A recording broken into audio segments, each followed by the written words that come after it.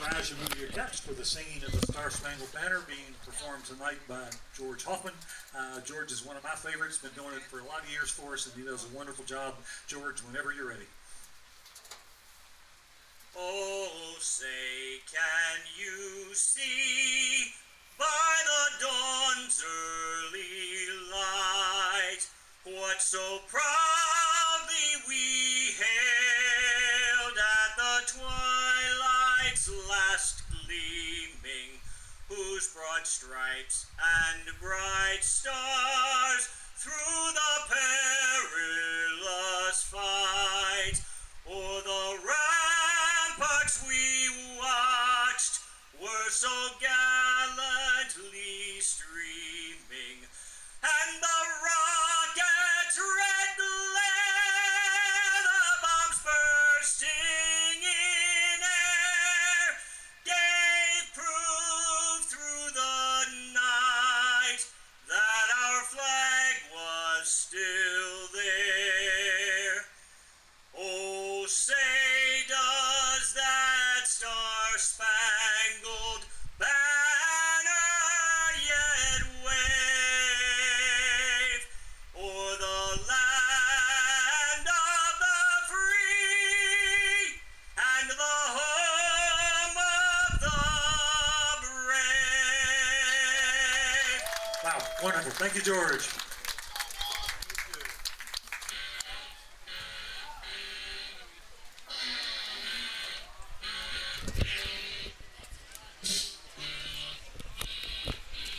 The 2022 Strasburg Express are on the air from First Bank Park in Strasburg, Virginia. It is the 2022 Strasburg Express and the Valley Baseball League. Tonight, it's the rubber match, Game 3 of the North semifinals, as the 2-seeded Strasburg Express hosts the number 3-seeded Purcellville Cannons.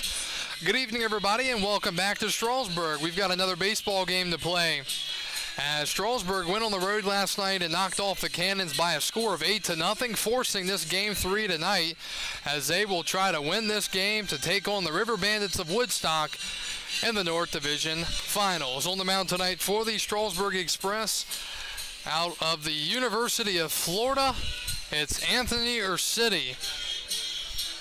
Ursitti out of Fort Myers, Florida, 6'4" righty.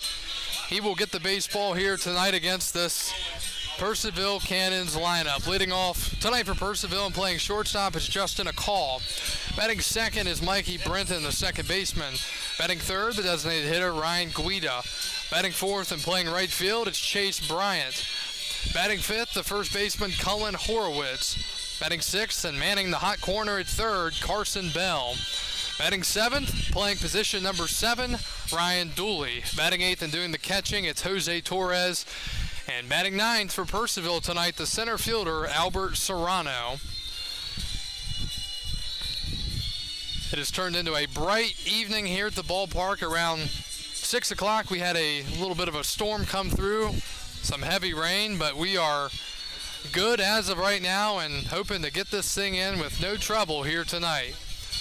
Again, Purcellville won Game 1 of this series a couple of nights ago, 8-6, but Strasburg in an elimination game went on the road to Purcellville last night and really flexed their muscles to an 8-0 victory. Lucas Hartman had a heck of a game on the mound for Strasburg, and we'll see if Strasburg can win the last two and get back into the North Division Finals for another year.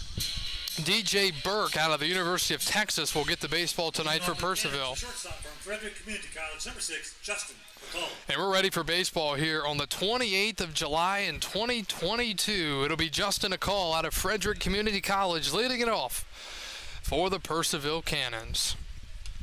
One thing you've got to remember here at First Bank Park, the dimensions, 300 feet down the lines, 365 to center. Last night, Purcellville hit a couple of balls that probably would have been gone here. They were only doubles in Purcellville. First pitch of the game is a ball up high at 6:58. And it's 1-0 to Justin Akal.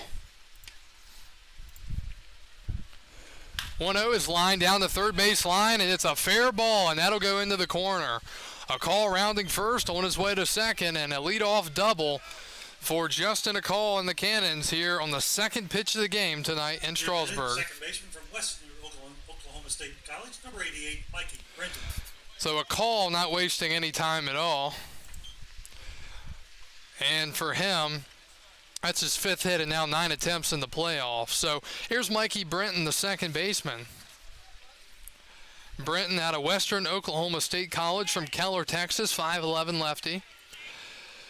Strasburg only allowed a couple of walks last night. That's going to be something to keep an eye out for tonight. You can't give this Cannons team many extra chances. They don't hit for average very well, but they do have some really good pop in their lineup, and you can't afford to let them get guys on and knock them in like they did the other night. 1-0 from Mercedes, a called strike, 1-1. First appearance of the playoffs for Anthony. Brenton, 0 for 1 in the playoffs. He got hurt here the other night, left the game after getting hit on a pickoff attempt. He didn't play last night, but he's back in tonight. 1-1 the count to the lefty Brenton, and he pops it up, and that'll get out of play. The count is 1-2. Please turn off foul balls to the train station in exchange for a free spot. So 1-2 the count. And DJ Burke, the starter for Purcellville, kind of like Joe Vigatsky from last night, although Vigatsky got roughed up a bit. He's one of the better arms in the league for sure. 1-2 to Brenton, and a swing and another pop-up, foul and out of play. Still a ball and 2 strikes. Defense tonight behind the starting pitcher Anthony Urcity, and left it's Henry Kohler. Travis Reef Snyder's in center, and Dakota Miller's in right. Zane Denton at third, Cade Parker at short, Tommy Tavares at second, Cam Clunch at first, and Ty Hooks is the catcher. And that pitch is just up high, 2-2. If you're a city, you really want to get that pitch. On deck's Ryan Guida. He's been a express killer throughout most of the season, including a big way in game 1. 2-2 the count. And a ground ball to second. This will get the runner over to third base. It'll be fielded by Tavares, and there's one out here in the first. So Brenton does his job, gets the man over for Guida, who will try to knock him in with one out. And the DH from Florida International, number 29, Ryan Guida. So Guida, who had a huge knock in the 7th inning the other night, a 2 RBI single. Now, Strasburg had a lot of these Cannons in bad counts the other night, but they were getting pitches over the middle of the plate to crush. The pitch misses outside, 1-0. So Strasburg, here in the first inning, they have no intentions of coming home with the baseball, so they're playing back, surrendering the run. Guida's .375 average in the playoffs, and he pops it up foul. He's 3 for 8. And let's see, all 3 of those hits were the other night. He had a double and 2 singles. He had 1 run scored, 3 RBIs out of the 3 spot. So definitely a big contributor the other night. 1-1 to Guida, man on third. And he misses outside, 2-1. Thank you for joining us tonight on Facebook and YouTube. We've got both streams going, so if you want to pull the game up on your TV, just search up Strasburg Express on YouTube. 2 balls and a strike. Urcity set at the belt and he deals, and a foul back, and he's got him down, 2 strikes. We've got a doubleheader today out of the South. Charlottesville and Covington were rained out the first 2 nights of the playoffs, so they're playing 2 today. In Harrisonburg, game 1 went to Charlottesville 13-2. No mercy rule in the playoffs. And game 2, Charlottesville's leading Covington 4-2. Other game being played tonight out of the South, Harrisonburg and Waynesboro. That's a good matchup. That'll be the rubber match there as well. 2-2 to Ryan Guida. And he lines it in the right center, and that is going to be caught by Miller, making the catch. Runner coming in to score, and it's 1-0 Purcellville here in the first inning. So a great start for the Cannons with DJ Burke on the mound, giving him early run support. Sack fly and an RBI. 1-0 Cannons. 19, Chase Bryant. Had him down 2 strikes, but allowed him to extend his arms and shoot that one out to right. Fortunate for Strasburg that Miller was even able to get to the ball and make the catch. So Here's Chase Bryant, the right fielder. He had a home run a couple of nights ago in his first game as a member of the Cannons after being released and signed from Winchester. Hands held high, the tall righty.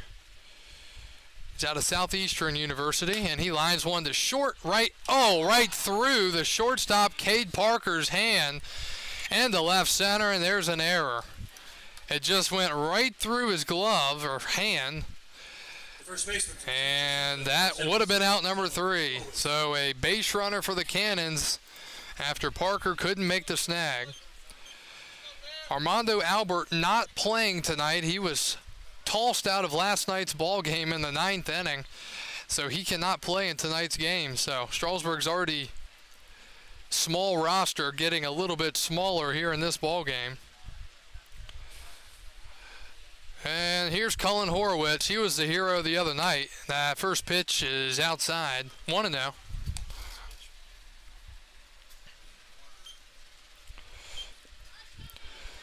Horowitz batting with a man on. He's out of the United States Military Academy.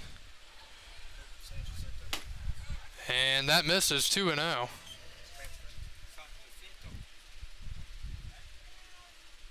From San Jacinto. I'm going to say it twice tonight. 2-0. And that misses. Bit of a tight zone to work with early in this one. 3-0.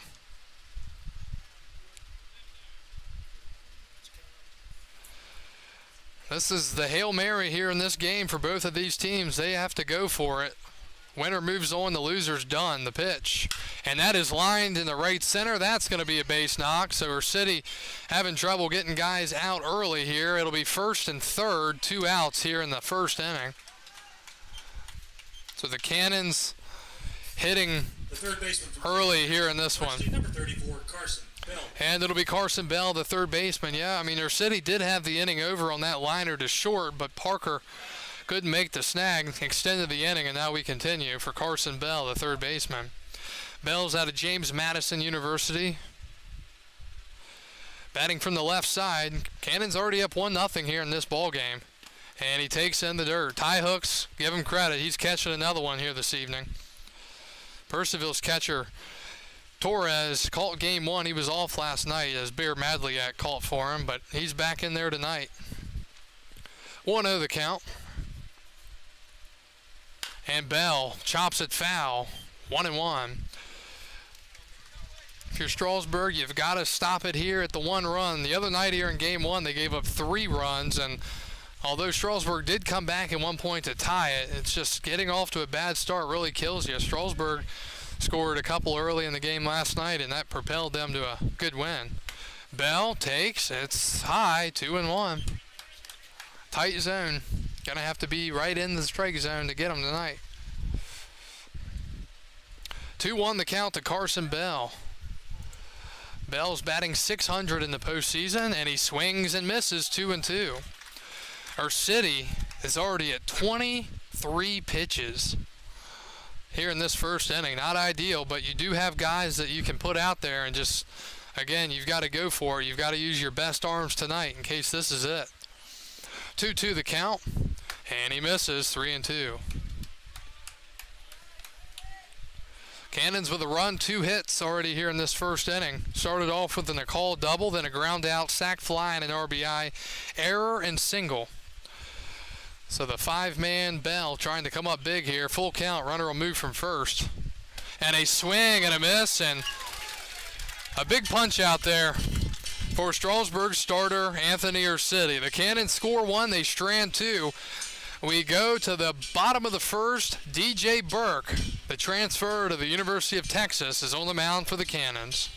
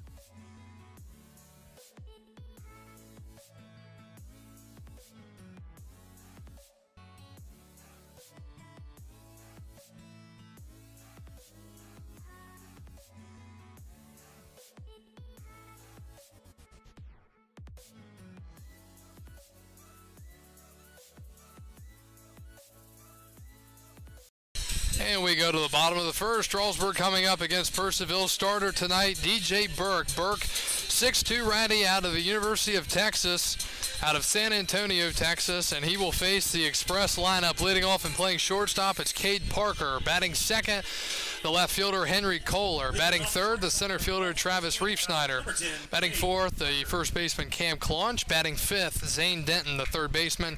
Batting sixth and doing the catching, Ty Hooks. Batting seventh, the second baseman, Tommy Tavares. Batting eighth, Graham Crawford, the DH. And batting ninth, Dakota Miller, the right fielder. Cade Parker leads it off here tonight, and the first pitch in the bottom of the first is outside, 1-0. DJ Burke, a guy that's been very good this summer. He's mainly been a bullpen guy, though. He hasn't started many games as the pitch has found a way. So I guess the only question, the talent and the stuff is there. The question is, does he have enough to go long distance here? You know, Purcellville's going to want to get some length out of him here in this season-deciding game. 1-1 the count to Parker, and that's up and in. 2 balls and a strike. Cade Parker, a new arrival for the Express. Cade's out of Gulf Coast Community College from Panama City Beach, Florida. And he bats in a 2-1 count. Purcellville already up 1-0 here in this ball game. And he lines it down the right field line, but foul, and into the Purcellville bullpen, 2-2.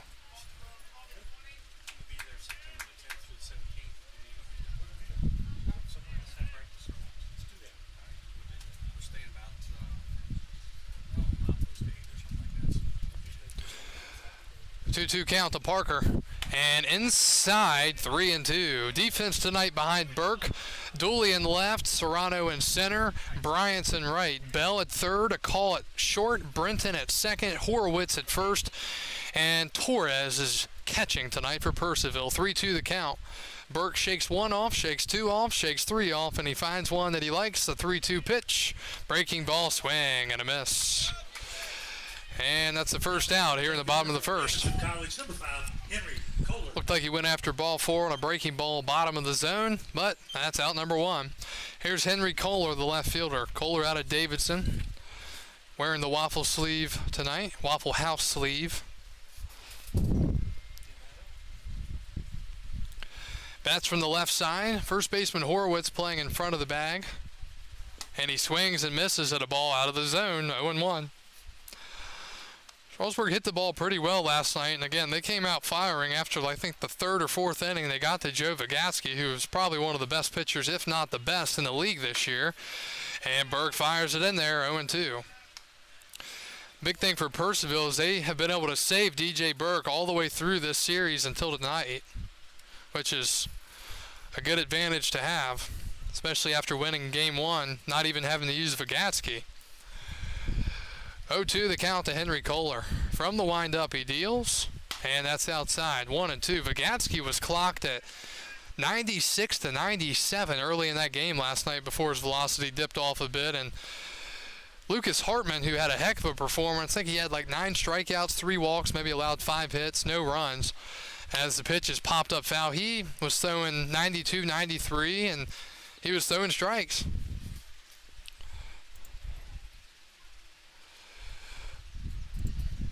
The North, with their eyes on this game tonight, the winner would move on to play the Woodstock River Bandits in Woodstock tomorrow night at 7 o'clock. 1-2 the count. Burke from the windup, he deals. And a breaking ball, strike 3 called, and there are 2 outs. 2 outs, and here's Travis Reef-Snyder, the center fielder. University of Virginia, number 25, Travis Reef-Snyder. Reef-Snyder out of the University of Virginia. I guess the question is, and I guess it's probably for both teams, but Purcellville using up their best starters. You've got to wonder, if you win this series, who you're going to throw in game one. There's no day off unless it somehow rains. It's going to be a quick turnaround. You're playing baseball again tomorrow night. Both of these teams have been using their best arms, and with the teams deteriorating as much as they have with guys falling off the roster, you almost wonder what arms are going to be left after you move on. That pitch is swung on and missed, 0-1. Woodstock fortunate they didn't play Monday, then they beat Front Royal Tuesday and Wednesday, and then they're off tonight, and they play tomorrow. 0-1 the count to Reef-Snyder, and he rolls over foul, 0-2. Reef-Snyder 3 for 8 in the postseason, 2 home runs, 4 RBIs. Burke about to throw his 14th pitch, looking for a 1-2-3 inning.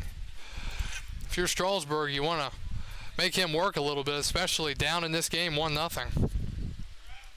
From the windup, the 0-2. Inside, and that hit him.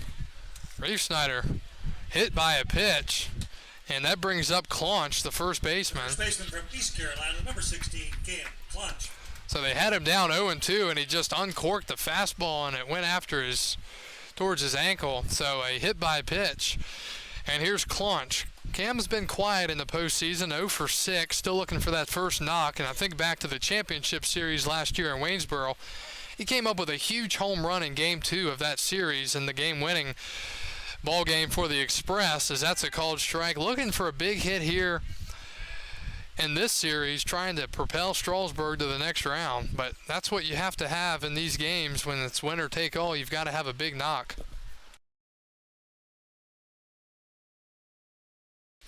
So it'll be 0-1 to Claunch out of ECU. And he hits one high into the air, right field, going back, and it is gone. Cam Claunch comes up big, right on the money. Hits a home run to right center, his first home run of the postseason, his first hit of the postseason.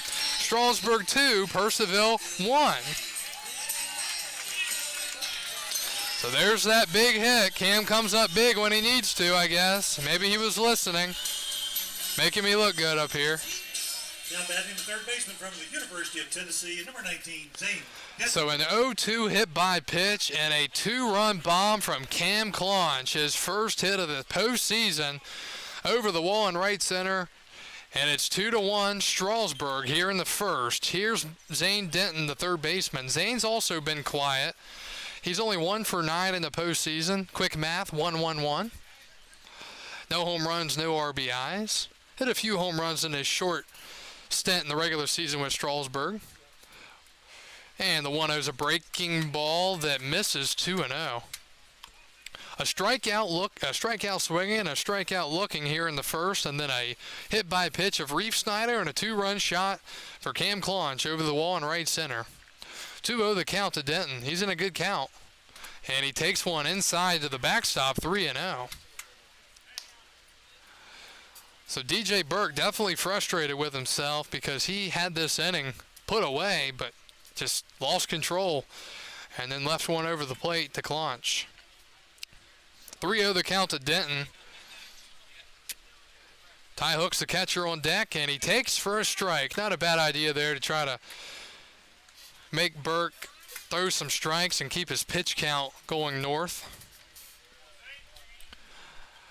21st pitch of the inning now coming up.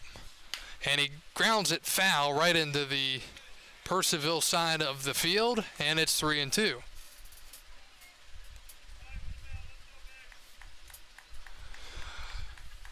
The Cannons, I say this every time, I guess that's the only uniform they wear, with the maroon tops and bottom, white striping, white lettering and numbering, 3-2. And a foul ball. That pitch almost hit Denton, but he went after it. And oh, they did wear white, that's right, yeah. I guess it's just because of how loud it is. It just, yeah, that's right. You can't wear it after Labor Day. Strasburg with their purple unis, black sleeves. will do it again, 3-2 to Denton.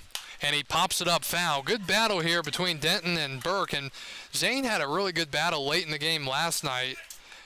He fought off a lot of pitches, and then I can't remember what happened, but I'm pretty sure he got on base. Purcellville committed a lot of walks last night. It was just kind of, the game honestly took very long. I think we were out of there around 10:30. It was almost a 3.5-hour ball game. 3-2 the count again. And a line drive foul down the right field line. We will do it again as that trickles all the way down to the bullpen. The Cannons trying to reach over the fence. That's not going to work. They're going to have to go get it. Not sure if they're going to wait as the baseball is sitting down in the corner. Last night the home plate umpire stopped the game until it was picked up. 3-2 again. It'll be pitch number 9. And he lines it out of play and foul, and it'll be another pitch coming. So this is what you want to see if you're Strasburg. You've got to make him throw pitches early. You've got to think you'll see guys like Muscar, maybe even Jabari Smith again out of the bullpen later in this game for Purcellville. They threw in game 1, but they're one of the better arms. And that is lined into center field and laying out, not making the catch. It's a single for Denton. And on pitch number 10, Zane Denton wins the battle against DJ Burke. That brings to plate the catcher from Winthrop, number 11, Ty Hooks. Here comes the catcher, Ty Hooks, out of Winthrop in Rock Hill, South Carolina. And yes, Ty had a heck of a night last night. That was a sinking liner. Serrano laid out. He trapped it, but then it kind of popped out anyways. He didn't really hold on to it. So Ty Hooks will step in here. And he had himself a very good night last night. Not only did he catch for, feels like the third or fourth night in a row, as that pitch is a strike, but offensively he was very good. He was 3 for 5 at the plate. He had 4 RBIs and 2 doubles. Also blocked a ton of baseballs last night that could have gone to the backstop. 0-1 the count to Ty Hooks. And swinging a high fly into center, Serrano is there. He will walk in a few steps and make the catch, and the inning is over. But not before. Strasburg scores 2 runs thanks to a 2-out, 2-run home run by Cam Clunch. And the Express, after 1, lead it 2-1. We're back after this out of the Valley League.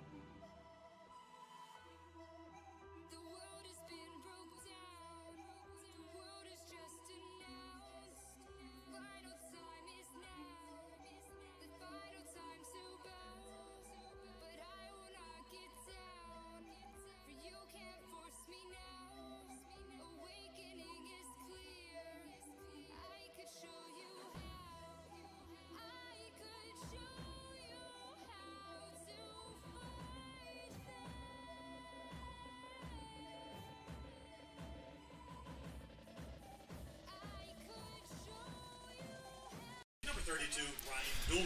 Ryan Dooley leads it off for the Cannons as we go to the top of the second inning. Strasburg 2, Purcellville 1, 7-8-9 for the Cannons lineup. Ryan Dooley, Jose Torres, and Albert Serrano. Ryan Dooley is a 5'10 lefty out of James Madison University, and he takes a ball, 1-0. So both starting pitchers surrendering runs in their first innings. Dooley batting $142 in the postseason. He's 1 for 7, and he takes down low 2-0. This is really shaping up to be a bullpen game after one inning of play, it seems, with the pitch counts and maybe lack there of control. 2-0 and a strike, 2-1.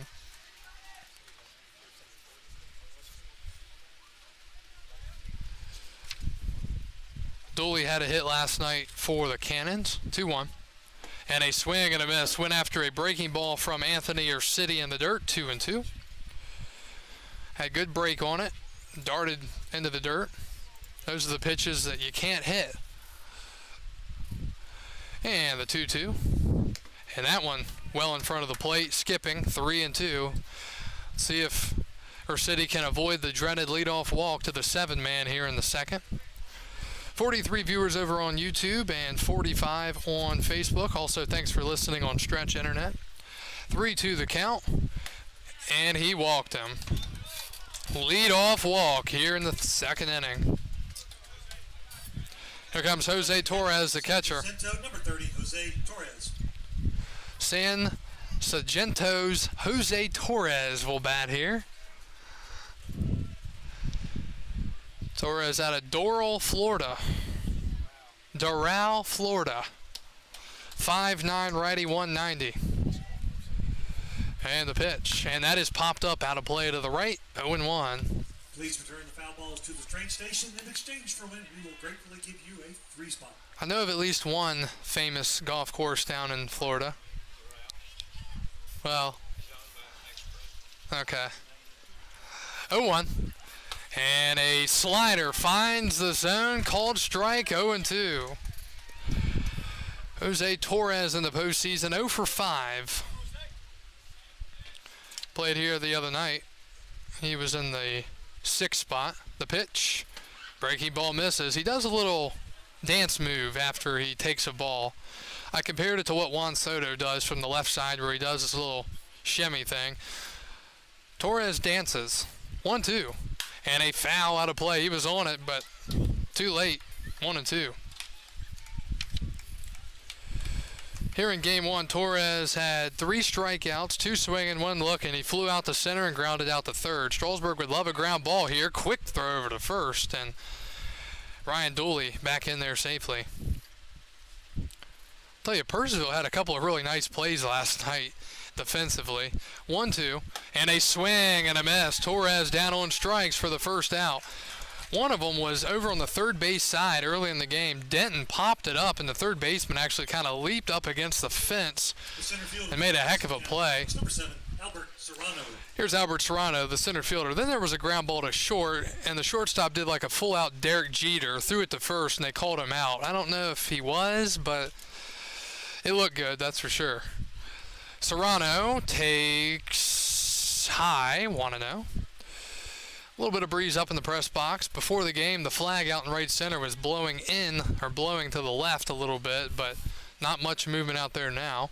And that is a pop-up into left. That's going to drop for a base hit.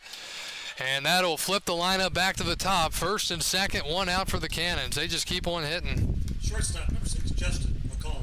Justin McCall led off with a double. He scored in the first. And the other night, he scored 3 times in game one. He walked in the first, singled in the third, singled in the 7th. So McCall's a guy you want to get out because he scores a lot of runs. Again, a call out of Frederick Community College. 3rd hit of the postseason for Albert Serrano there. He's now batting .333. And he takes, a strike. A little bit of a late call, 0-1.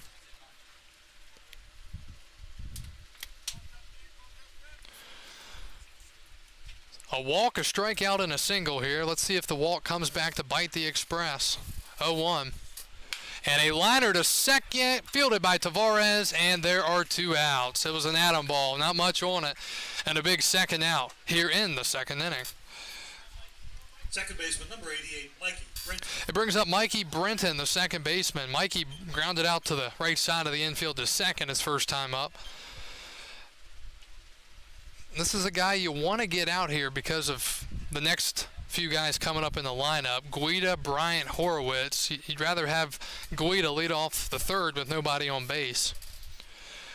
Here's Brenton, 0 for 2 in the postseason now after that first inning ground out, and he takes one down, 1-0.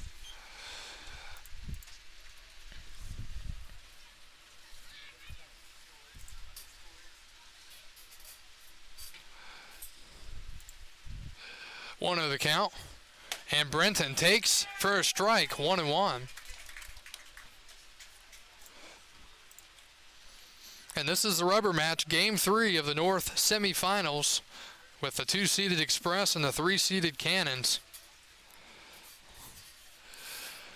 1-1 the count to the lefty Brenton. City ready and deals, and it's a line drive into center. That's going to drop for a base hit. Coming in to score, and it's 2-2.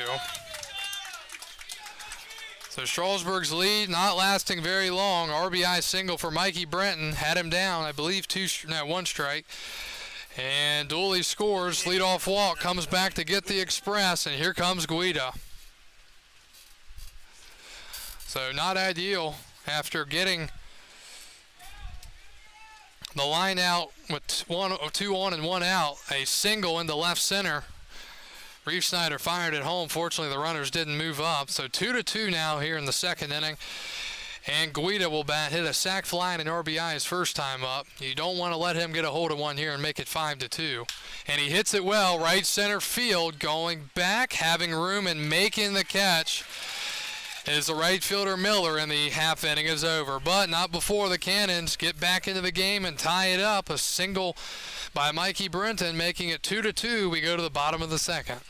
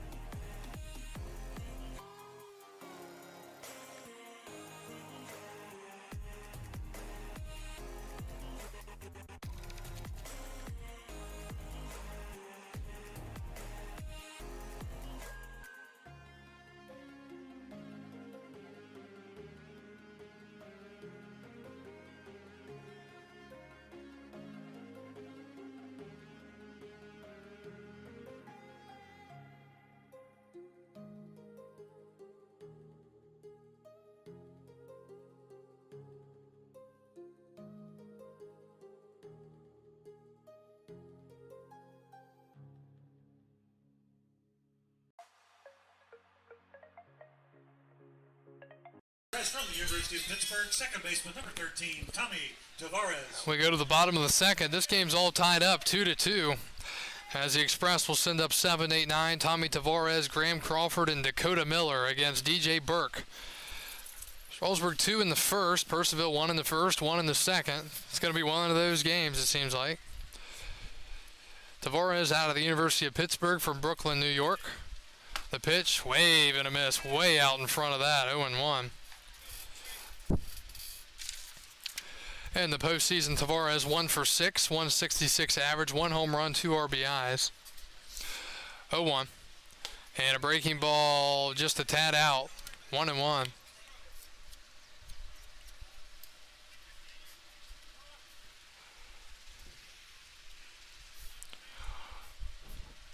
One pitch, fastball in there, 1-2.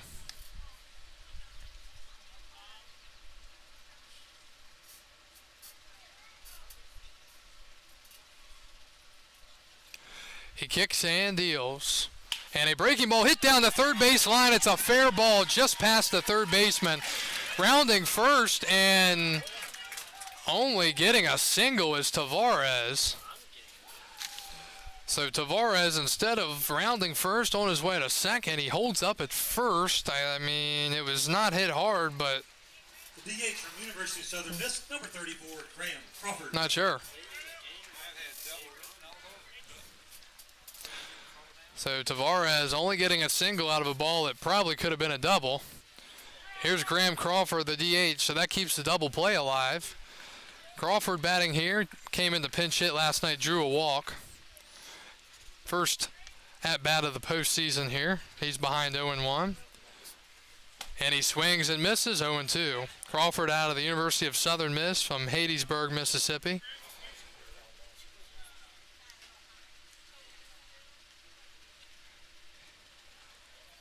Oh, and 2 the count. Tavares at first. And that misses outside. One thing about this catcher, Torres, the other night he showed that he's a very good defensive catcher. He's going to block most of the baseballs in front of him, and he's going to throw guys out, or at least put a good throw to second or third and give his guys a chance. And ball 2.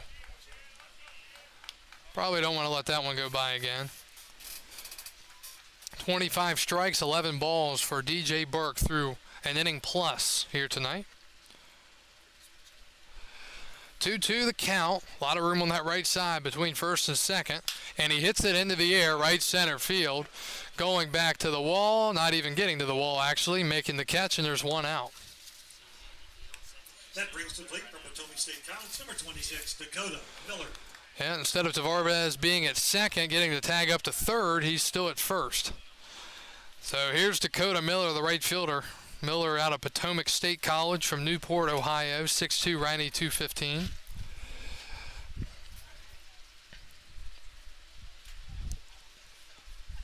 The pitch. And he takes a breaking ball, misses, 1-0.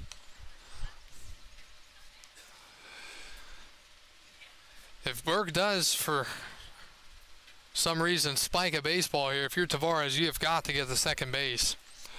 1-0. And a line drive into center field right at Serrano. He makes the catch, and there are 2 outs. And that would be a tag up for a run, most likely. Shortstop, number 10, Cade Parker. 2 outs in the second. Here's Cade Parker, the leadoff man. Struck out swinging in the first at a pitch that was in the bottom of the zone.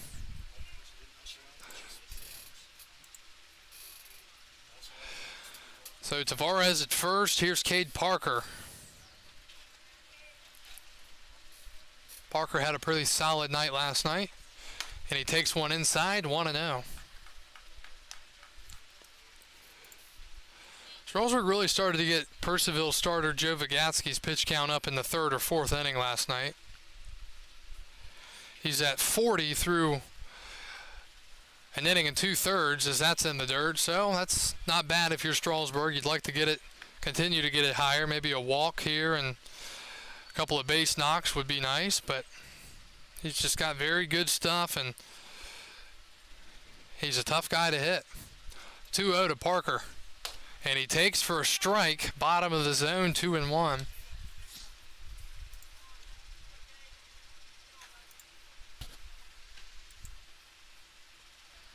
After that strikeout in the first, Parker 2 for 7 in the postseason, and he takes up high, 3-1.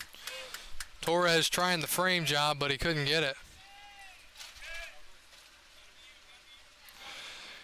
3-1 the count. I'd like to see him take one here and then get Tavares in motion, 3-2. He swings and fouls it back, and now it's 3-2. So Tavares will be on the move, and the good thing is here is if you're Parker and you can hit it into the gap, and as long as Tavares gets a good as long as Tavares runs, he will score, you would think, because he does have good speed when he wants to put it on. So let's see if Parker can get it into the gap here. 3-2, runner goes, the pitch. Inside, ball 4. DJ Burke wanted it, but he didn't get it, and that's his second, actually his first walk. He has a hit by pitch as well tonight. That's DJ Burke. And here's Henry Kohler, the left fielder, struck out swinging in the first. So first and second, 2 outs here for Strasburg in the second inning. Kohler, 5 for 9 in the postseason, now 5 for 10, batting .500. He has 2 RBIs, hasn't hit a home run all season. And he pops it up behind the plate and foul, 0-1. Didn't hit any in the regular season, didn't hit any in the postseason so far, or hasn't hit any. He did hit one very well the other night that almost left to right field. It went off the wall. That was one of the innings where Strasburg had a leadoff double and couldn't score him. 0-1 to Kohler. and a pop-up into left, coming in and not making the catch. Tavares rounding third, coming in to score, and he is out at the plate.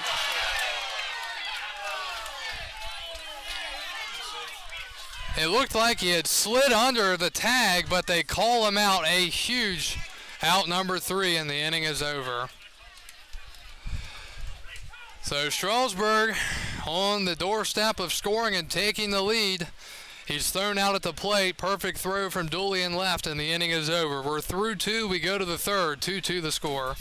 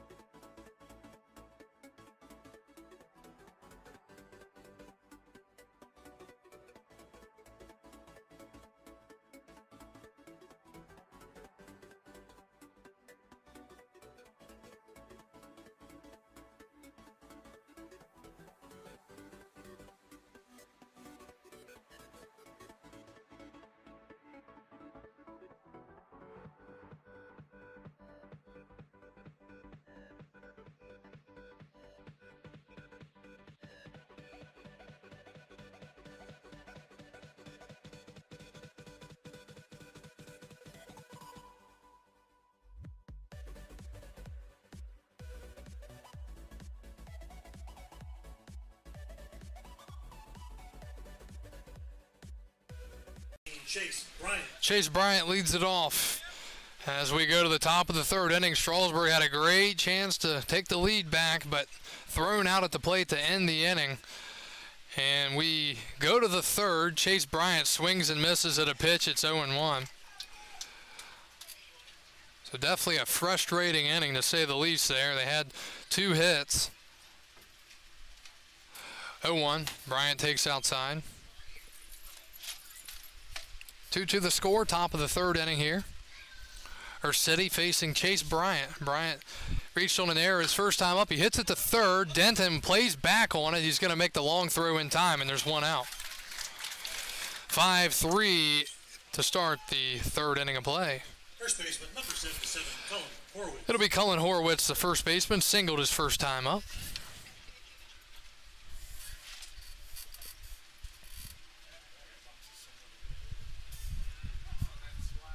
Strasburg has left 3 on base through 2 innings. The Cannons have left 4 on through 2. And the pitch to Horwitz misses.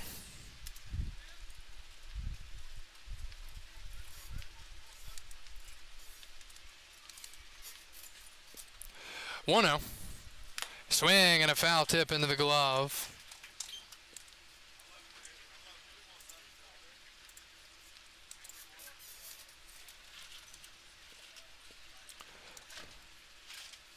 One pitch. Horwitz fouls it back, 1-2.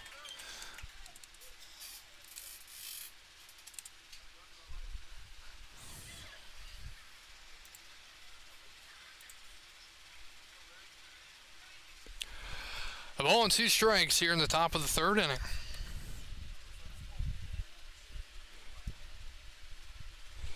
And a swing and a miss through a breaking ball onto the hands, and there are 2 outs. 2 up, 2 down. It'll be Carson Bell, the third baseman.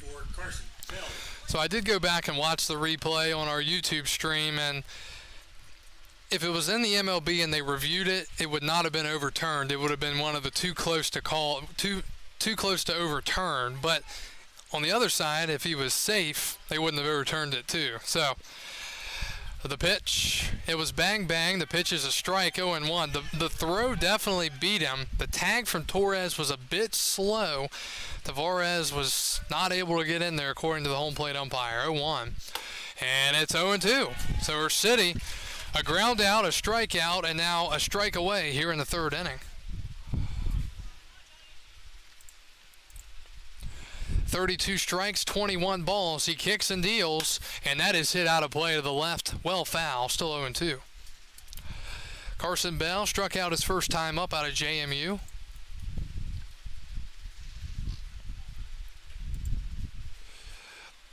And the 0-2 pitch. And breaking ball in the dirt. Thank you for joining us wherever you're watching from. We've got a lot of viewers tonight, over 50 on YouTube and approximately 70 on Facebook. Also, those listening audio only on Stretch, as the 1-2 is way inside, 2-2. All eyes in the north on this one. Woodstock idle. They're waiting to see who they're going to have to host tomorrow night. 2-2 the count to the lefty Bell, or City shakes off a sign or two, and now time called at the last second. Game 2 of the doubleheader out of the South playoffs. Charlottesville leading Covington 6-2. And then in Game 3, Harrisonburg leading Waynesboro 3-2. That pitch is inside, and the count is now full from 0-2 to 3-2. So if Harrisonburg holds on, they're only in the second inning. But if they do, they would play Charlottesville if the Tom Sox hold on as well. 3-2 pitch, and he walked him from 0-2, and he walked him. 2-out walk here in the third. Left fielder, number 32, Ryan Dooley. It'll be Ryan Dooley. He's the left fielder. Could have gotten that out there. It'd be starting 7, 8, 9 next inning for the Cannons, but instead, Dooley will bat here. Walked and scored in the second, one of the 2 runs for the Cannons tonight. Dooley, a teammate of the prior hitter Bell, and he grounds one to second. Tavares will field it. Underhanded to first in time, and the inning is over. Solid inning for Anthony City. He gets the first 2, walks Bell, but then gets Dooley on one pitch. And we go to the bottom of the third inning. The Strasburg Express 2, the Purcellville Cannons 2.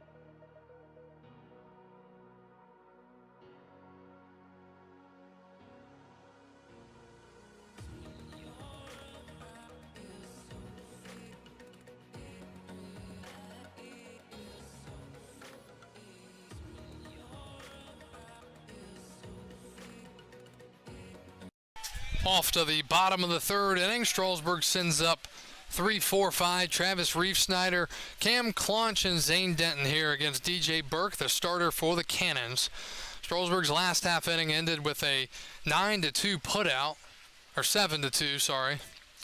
Left fielder threw out Tavares at the plate. Reef-Snyder lines one down the right field line. That's going to drop for a base hit. It knuckled on the right fielder Bryant, but he got there and holding Reef-Snyder to a single to start the third inning. First baseman, number 16, Cam Claunch. So Reef-Snyder has provided a nice boost for Strasburg since his arrival. And here comes Claunch. He's in another position with one on.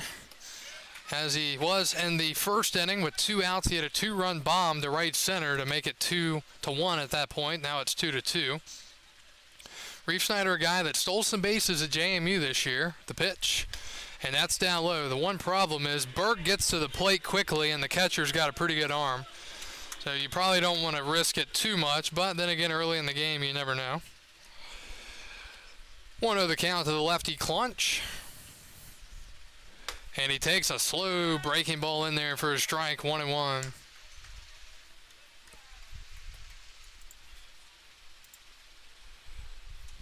Two to the score here in the last of the third inning.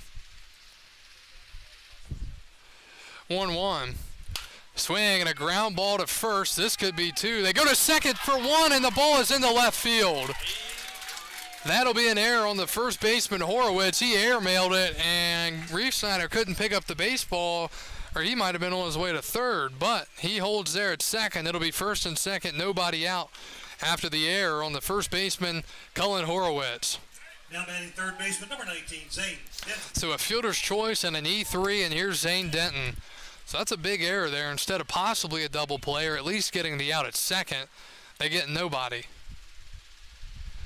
So here's a chance for the University of Tennessee, Zane Denton, to get a knock here. He's 1 for 1 tonight. He's 2 for 10 in the postseason, and he takes a breaking ball out of the zone, 1-0.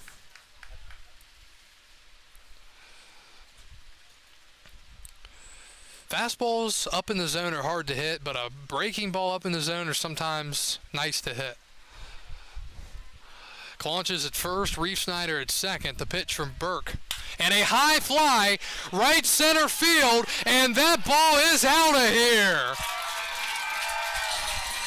Zane Denton, a 3-run shot. And the Express are on top 5-2.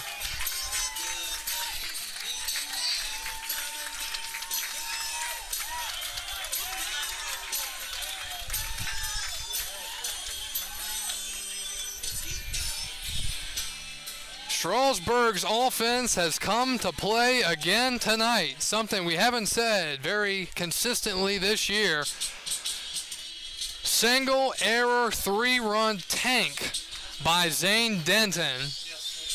Pitching, or on the mound, there is a meeting, and we'll take a 30-second break.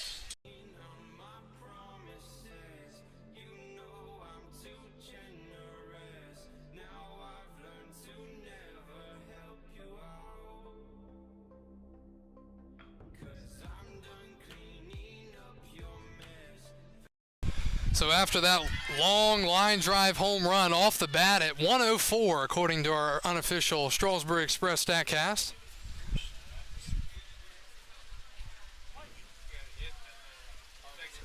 Here's Ty Hooks, the catcher. And Hooks takes a strike. Ty flew out to center his first time up.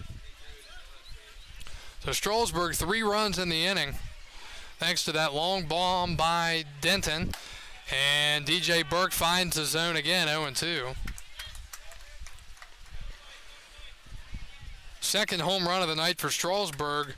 Claunch with a 2-run shot in the first, Denton with a 3-run shot here in the third. 0-2 the count to the catcher, Hooks. And Ty hits one up the middle, stopped by the second baseman, off balance, throw to first, not in time. Infield single for Ty Hooks, and the hitting continues here in the inning for Strasburg. Good effort by Brenton, but he just didn't have enough on the throw. Second baseman, number 13, Tommy Tavares. And here's Tommy Tavares, the second baseman. Tavares out of the University of Pitt singled his first time up on what looked like a double down the line. Here's the pitch, and he swings and misses, 0-1. Then, after a really nice throw from the left fielder Dooley, he was thrown out at the plate later in the inning trying to score. That was in the second inning, which was last inning. 0-1 the count to Tavares. Hooks at first, and he fouls it off. He went out of the zone and reached for it. Counts 0-2. Strasburg with 7 hits already. We're in the third, nobody out. Tavares, an up-and-coming player at the University of Pittsburgh. 0-2. And a breaking ball in there for a called strike 3. He froze them, and there's one out. 34, Graham Crawford. First out here in the third. It brings up Graham Crawford, the DH. He flew out to right his only time up. I've said this a couple times before. Graham hasn't had a lot of ABs lately, but he's hit a couple of balls really well to right field, but just foul. He's got the pop, as that one misses 1-0. It's just a matter of straightening it out and keeping it fair and flexing your muscles a little bit. 1-0 the count to Graham Crawford. Hooks at first. DJ Burke set at the belt and he deals. And a line drive to second. Brenton makes the catch, throw to first, not in time. Hooks back in safely at first. A line out to second for the second out. Right fielder, number 26, Dakota Miller. It brings up Dakota Miller, the right fielder. He flew out to right his last time up, which was also last inning. That ball was hit decently, but right at Brenton. And Miller takes a breaking ball. So right now, DJ Burke finding the zone with his breaking ball, having some trouble not having his fastball hit around tonight. 0-1 the count. And that's up in the zone for a called strike, 0-2. That was strike number 44 for Burke. Add his pitches together, he's at 63 through 3 2/3. So it's inching up there, kind of like Vygotsky's did last night. 0-2. And a ground ball to short, reaching for it. Coming in as a shortstop, a call. Throw to first, scooped nicely by Horowitz at first, and the inning is over. Back-to-back outs in the third after damage done by the Express. 3 runs. They leave 1. We go to the 4th. Strasburg 5, Purcellville 2.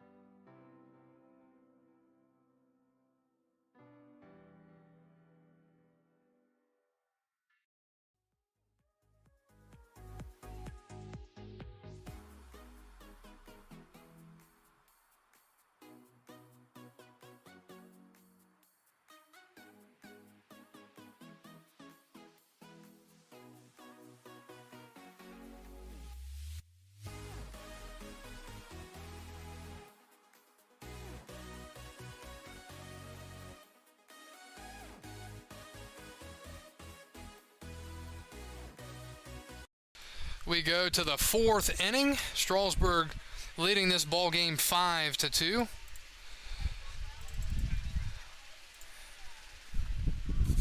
The pitch. Fastball misses. Jose Torres, the catcher, 0 for 1 tonight with a strikeout. If you're Anthony or City, you want to come out here, throw strikes, and get outs. The 2-0 pitch, and that's fouled back 2-1.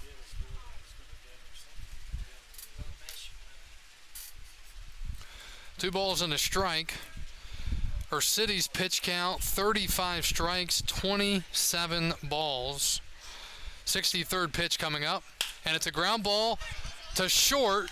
Parker, long throw to first, and not scooped out by Claunch. It'll be an infield single. So Torres with an infield knock here in the fourth. It seems like it's impossible Albert Serrano. to get through a clean inning against these Cannons. They're always putting the ball in play somehow, even if it's not pretty. Here's the 9-man Albert Serrano. He's 1 for 1 with a single in the second inning. This is not what you want if you're Strasburg, is a rally to start. Strasburg would love a ground ball here with a 9-man Serrano batting. 5-2 in the fourth. The pitch. And a foul out of play, 0-1.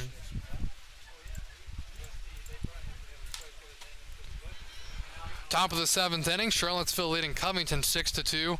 Bottom of the second, Waynesboro leading Harrisonburg 9-3. 0-1 the count. And a breaking ball and the dirty didn't go, 1-1. In the second inning, Waynesboro leads Harrisonburg 9-3. Tell you one thing though, when the Waynesboro Generals played here for that doubleheader, they are good. I mean, they're impressive. Every aspect of their team's really good. 1-1. Foul, line drive off the pole behind the plate. It's 1-2. On deck's Justin McCall, their leadoff man. He's 1 for 2. Double play would be huge here for Strasburg. I'm thinking he's right-handed batter. Ground ball to short, 6-4-3. 1-2. And he takes a slider off the plate. City with a little bit of a smile. Thought he had it, 2-2. Strasburg 5 runs, 7 hits, 1 error. Purcellville 2 runs, 5 hits, and 1 error. 2-2 the count to Serrano. And he takes low, and you just can't walk this one here. You've already picked up 3 runs in your last half inning. You can, but you don't want to walk him here. It's possible. 3-2 the count. City comes set at the belt. And the pitch. And he walked him. So not a good start to the inning here for City. Walking Number 6, Justin. Serrano and letting the bottom of the lineup get on base here in this fourth inning. So the 8-9 men are on first and second with nobody out. And we've got a meeting at the mound. City with 2 ground outs and a walk. Actually, 2 ground outs, a strikeout, and a walk last half inning, but single and a walk here in this inning. And got to think the bullpen will be getting going here soon for Strasburg, considering they've got a couple of arms out there that are ready that haven't thrown in this series yet. And bullpen action is starting for Strasburg. You'd love to get City through at least 4, if not 5, but the whole getting 5 innings these days is kind of uncommon, not only in the Valley League, but in the MLB. So first and second, nobody out for the Cannons. 1 swing, and they tie this game, which is almost crazy. But again, this Cannons team, they've got some guys that can put the ball over the fence, and you don't want to give walks and errors because Purcellville can make you pay on one big swing. A call bats, and he swings and misses, 0-1. Now Harrisonburg is down 9-5, so they've scored, 2 runs since the last time I said something? I think it was 9-3. 0-1 the count. Corners playing even with the bags. Claunch at first, Denton at third. And the 0-1 delivery. He shows bunt, and he gets it off, but foul behind the plate, 0-2.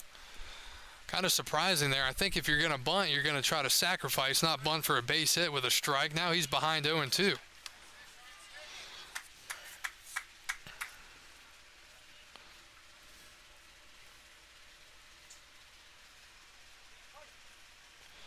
Cannons threatening here in the fourth inning. City well ahead. The 0-2. Fastball. Good pitch there off the plate. You don't want to throw him too many strikes. We may have seen that a little bit the other night here. Strasburg was getting in great counts, and then the Cannons were getting pitches to hit, and they weren't missing them. 1-2 to Justin McCall, the shortstop. City set, and he deals. Breaking ball, did he go? No, he didn't. 2-2. So falling behind, count back to even now. On deck's Mikey Brenton, the second baseman. He's 1 for 2 with a single and an RBI tonight. That was last inning. Checked out the second inning. A lot of room on the left side of the infield. 2-2. Swinging. There it is. Base hit right in between the left side of the infield. And the bases are loaded. Nobody out for the Cannons here in the fourth.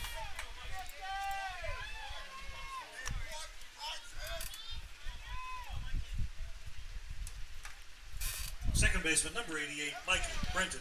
Infield single, walk, and a single into left field there, or here in the inning. Bases loaded, nobody out for Brenton. I'd like to see the corners play in here. Denton's playing even with the bag, but Claunch is not. He's way back there.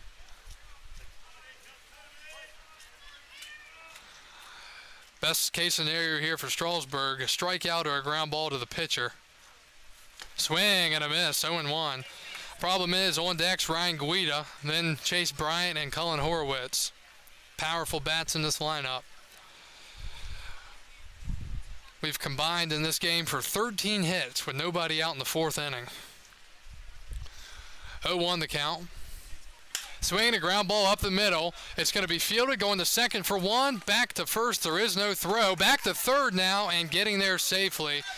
A run scores, and it's 5-3. Only getting one out on the play. So Torres scores. Serrano up to third. A call out at second. Brenton reaches on the fielder's choice, and he picks up an RBI, his second of the night. It's 5-3. First and third, one out for Ryan Guida.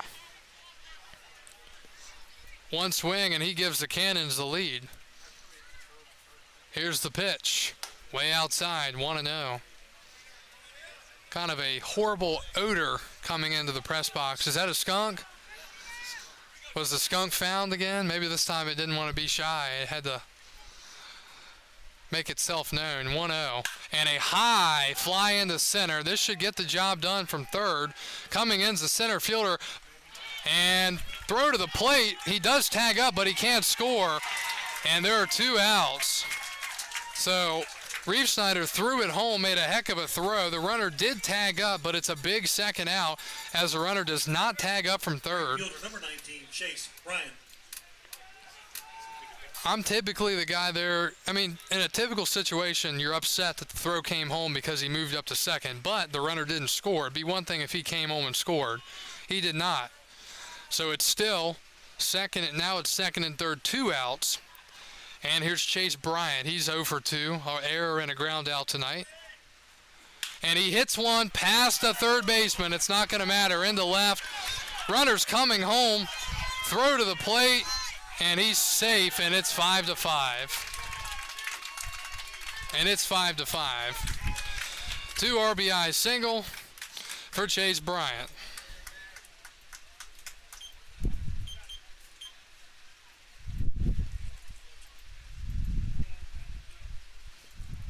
And that's going to be it for our city. Just not able to get through this inning. 2 outs in the fourth. He's going to depart in a 5-5 game. Strasburg has now blown a couple of leads tonight. They were up 2-1. And then they were up 5-2. And that is now gone. 5-5. We have a pitching change in Strasburg.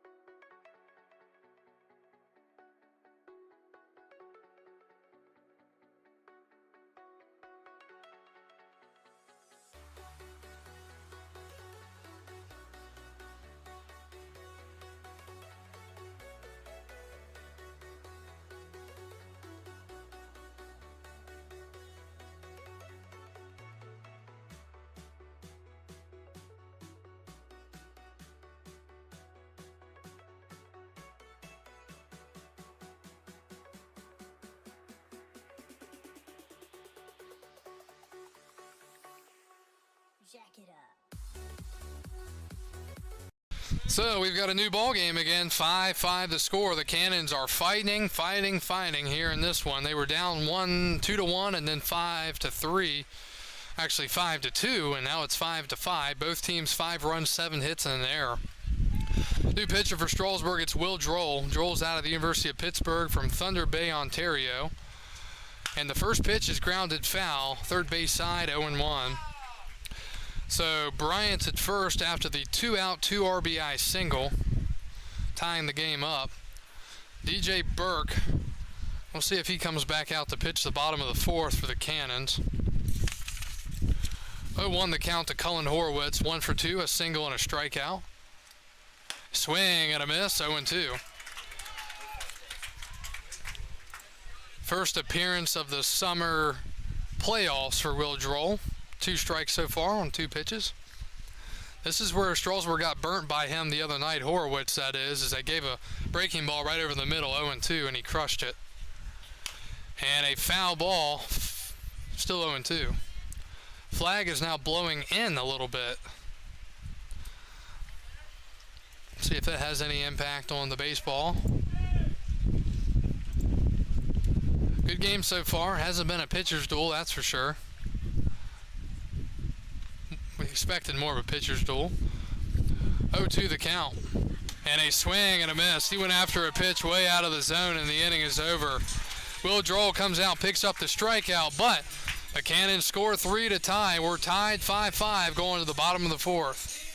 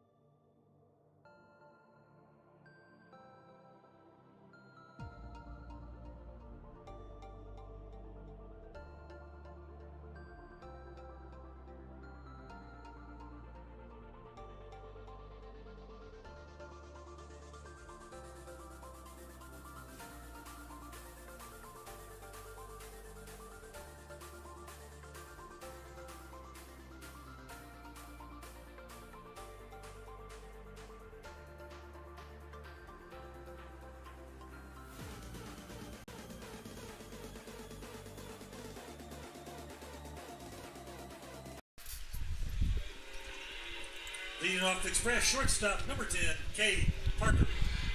We go to the last of the fourth. This game is tied up again. It'll be Cade Parker, Henry Kohler, and Travis Reeve-Snyder leading it off for Strasburg. 1, 2, 3 in the lineup against DJ Burke. Burke starting his 4th inning of work. And the pitch down and low, 1-0.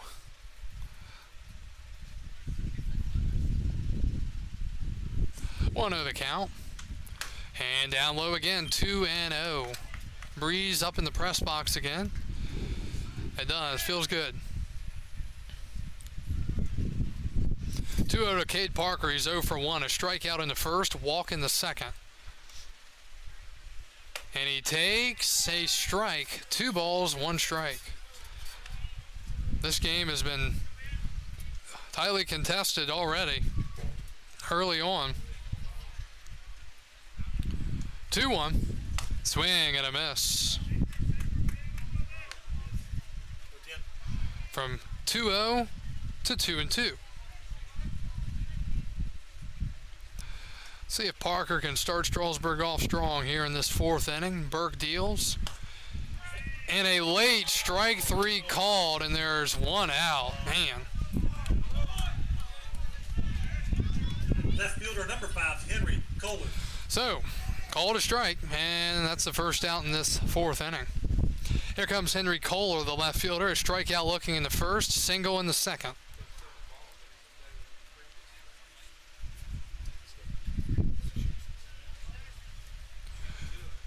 The pitch to Kohler, that's down low, 1-0. So DJ Burke works back in the last at bat from down 2-0 to get Parker to go down looking. 1-0. Kohler fouls it back. Pitch count for Burke, 71 through 3 1/3. Sounds like some bullpen action for the Cannons. 1-1. Kohler pops it up, third base side, but it's foul. 1-2. Just couldn't keep it fair. Trying to see who's warming up in the bullpen for the Cannons. Trying to look through the... Yeah, we'll check our bullpen camera. I think he sat down now.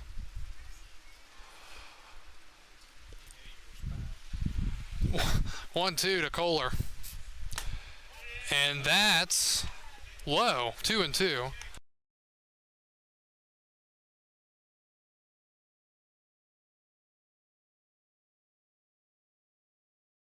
Two balls and two strikes to count to Kohler. One out in the fourth. The pitch. That's down and in. 3-2. The classic trickery by the catcher. Torres was patting his glove one direction, and then he set up on the other side. Full count 3-2 to Kohler. Burke, the righty, shakes one off. He winds and deals. And a grounder into the Cannons dugout. It hits off of a iPad, bounces off of a bat or two, and trickles away. That's going to void the warranty. The Cannons with multiple individuals in the dugout that are not, I guess, team personnel. 3-2. And that is a ground ball to second, up the middle, backhand pickup by Brenton, throw to first, and there are two outs. Center fielder number 25, Travis Reifsnyder. 2 up, 2 down in the fourth. Here's Travis Reifsnyder, the center fielder. A hit by pitch in the first, single in the third. He has scored 2 out of the 5 runs for Strasburg tonight.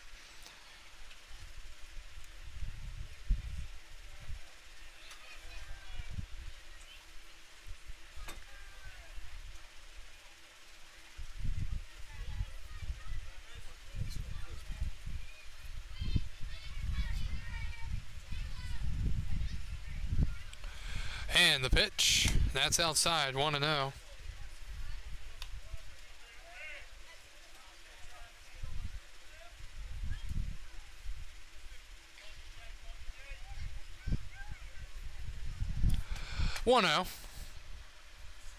Swing and a miss. He did that glove tap on the inner part again, and then he went towards the middle of the dish with it.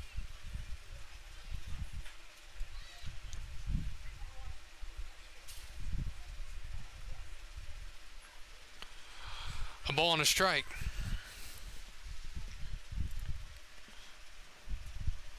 And a foul towards the Express dugout. Claunch had to crouch to avoid it. 1-2. So Burke is a strike away from putting Strasburg down 1-2-3. This would be the first time all night the Express would go down 1-2-3. We're tied 5-5 here in the bottom of the fourth. Game 3 of the North Semi, Strasburg and Purcellville.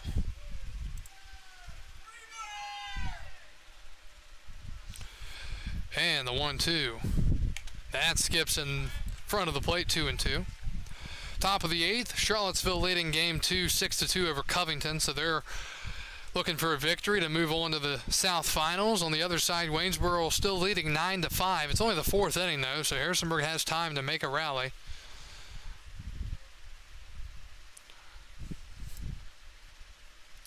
Two-two pitch. Breaking ball, swing and a miss, and the inning is over. Strasburg goes down 1-2-3. Purcellville swallowing up some momentum as they tie and now pick up a clean inning. We're through 4. We go to the 5th. 5-5 from Strasburg.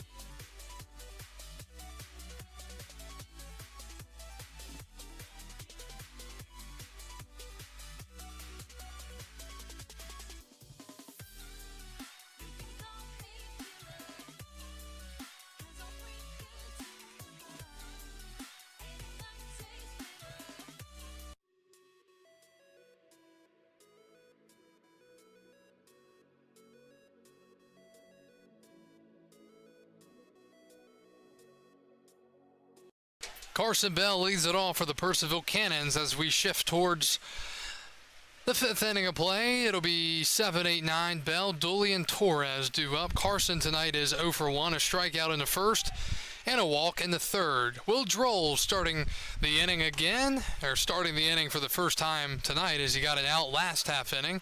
The pitch missed, 1-0. Again, Droll, lefty out of the University of Pittsburgh. Facing the lefty Bell from JMU. That's a strike, 1-1. Strasburg led 2-1 after 1. It was 2-2 after 2. Strasburg led 5-2 after 3, and after 4, it's 5-5. 1-1, and that's up and in, 2-1.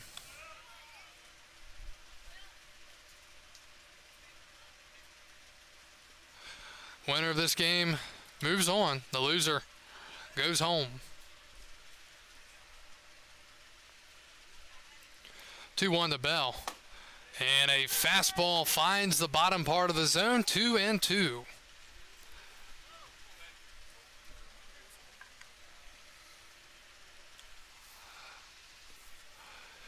Droll comes at it to Bell. And in the dirt, 3-2.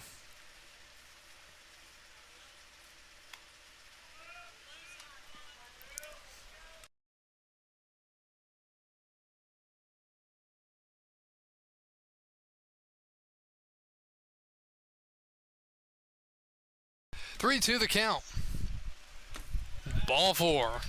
And a leadoff walk. Strasburg pitching has struggled tonight. Now batting number 34, Carson Bell. And the leadoff man on from the dreaded leadoff walk. It'll be Ryan Dooley. Dooley has also walked tonight. He scored a run and grounded out to second base. That is now 4 walks for Strasburg as we are in the 5th with nobody out. Here's the pitch. Fastball misses, 1-0. Gets to a point where you've got to just throw it over the plate, especially with the bottom of the lineup up.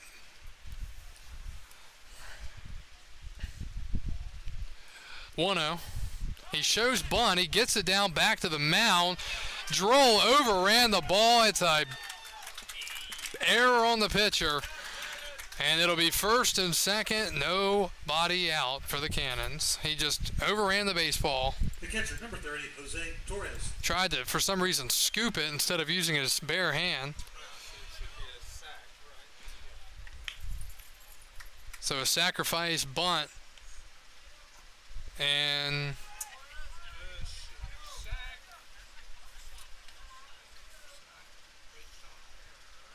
so a sacrifice and an E1. First and second, nobody out for Torres. Now he'll show bunt. The ball goes to the backstop, and they have second and third, nobody out. And this inning is turning into a treacherous one for the Express.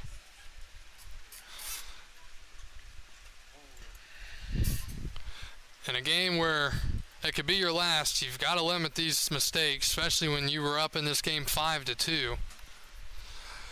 So 2-0 count now for Torres. Corners, I think the corners have to come in here. Still a lot of game left, but if you can help it, you've got to cut off the runners.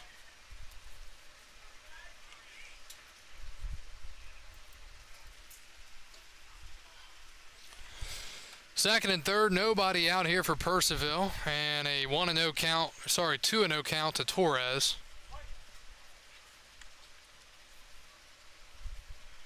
Droll set, corners playing in for Strasburg, and it's in the dirt, 3-0.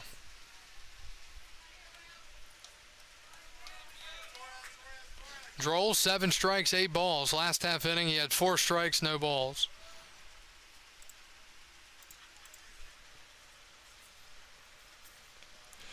The count. He swings away and misses it, 3-1. Gutsy there. Thought he was going to get one that he could really hit, and it was a fastball right there. He just couldn't touch it. 3 balls and a strike. Claunch playing in at first. Denton even with the bag at third. Torres could just drag a bunt to first base. The pitch, and that's foul. And it's 3-2. So the count from 3-0 to 3-2.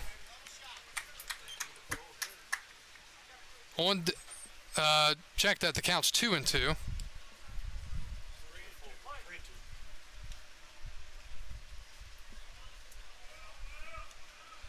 And the pitch. And that's fouled away.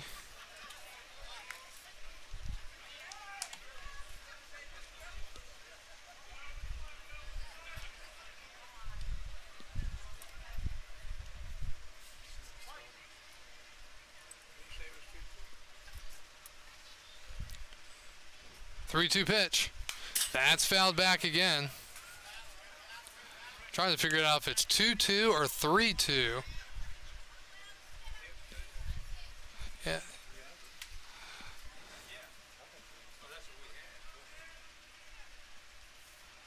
Either way, there are 2 strikes here. It'll be pitch number 8. Torres, the batter, against the pitcher, Droll. Great chance for Purcellville to take the lead. Breaking ball hit, foul. Still 2 strikes.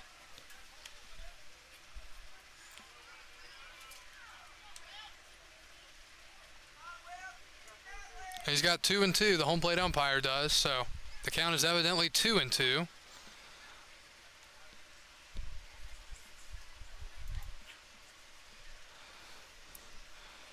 And a swing and a miss. He struck him out, and that is out number 1. The center fielder, number 7, Albert Serrano. Here's Albert Serrano, the center fielder. He is 1 for 1. Single in the second, walk, and a run in the 4th.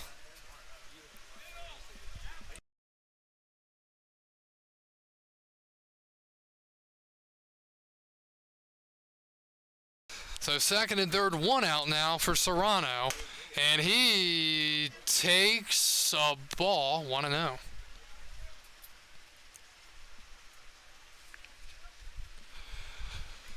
Second and third, nobody out. Now second and third, 1 out for the 9-man. So now the second baseman's kind of playing in too. That misses 2-0, and on deck's the leadoff man, Justin Akal, who seems to be a pain in the rear end every time he comes up. He puts together a good at-bat and breaks the heart of whoever he's hitting against. 2-0 the count. Droll comes set, and the pitch to Serrano, and that is a strike. 2 balls, 1 strike. Good ball game so far here from Strasburg. 5-5 in the 5th. Strasburg 5 runs on 7 hits and 2 errors. Purcellville 5 runs, 7 hits, 1 error. And Serrano, the center fielder for the Cannons, calls time, and Droll will step off and get ready to do it again. Walk, error, strikeout here in the inning.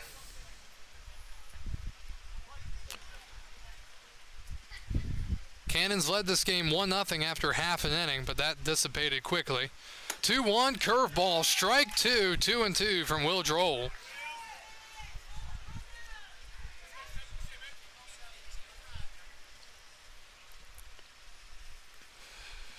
Serrano, the righty, with his hands held high, white batting helmet, and he awaits. And it's a ground ball off the mound. It's going to score off the plate. It's going to score a run, and it's 6-5 Purcellville. Just hit it right off the plate, past the pitcher Droll, giving the Cannons their second lead of the night, 6-5. Shortstop, number 6, Justin McCall. And leadoff walk comes back to get the express, like it always does. So Purcellville in the lead, 6-5 here, top of the 5th. Back to the top of the lineup. It's Justin Akal, the shortstop. He is 2 for 3. No hits in the inning for the Cannons. Here's the pitch. That's outside, 1-0. A walk and an error have proved costly here in this inning. Strasburg will have 4, 5, 6 due up in the bottom of the 5th. They'll be down at least 1, if not 2 or 3. 1-0 to Akal. Swing and a miss, 1-1.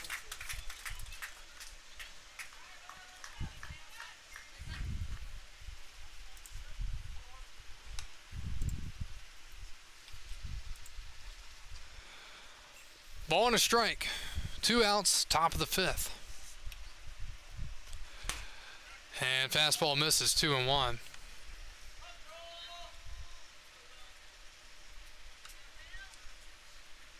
Big run out there at third base for Purcellville. And that is Ryan Dooley. 2-1. That misses as well, 3-1. Mikey Brenton on deck. He's got a couple of RBIs tonight. Thing is about this Purcellville team that I've noticed is if you don't get the guys at the bottom of the lineup, it comes back to just kill you. I mean, you've got to get the guys at the bottom because then you get back to the top as that one's in the dirt, ball 4, and it's first and third, still 2 outs. And here comes Brenton with a chance to pick up his third RBI of the night. Number 88, Mikey Brenton.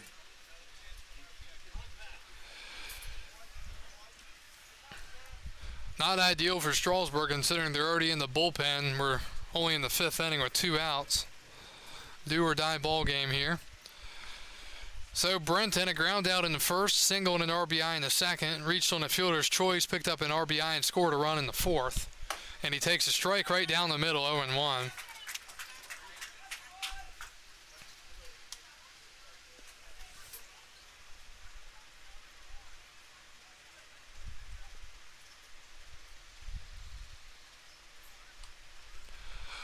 Oh, 1 the count, lefty-lefty matchup. Runner goes, the pitch, and they've got him in a rundown now.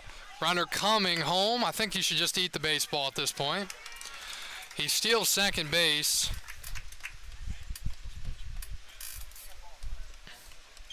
And the count is 1-1. Better than throwing it away and giving them a freebie, which what they were trying to do. Except that does allow a single to bring in 2 instead of just 1 here.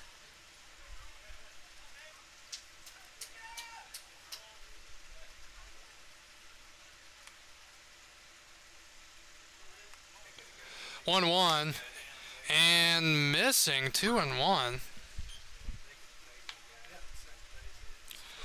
Out of the big leagues, Phillies lead the Pirates 4-0 in the 5th. Yankees, Royals 0-0 in the 5th. Toronto leading Detroit 3-1 in the 5th. Guardians lead the Red Sox 1-0 in the 6th.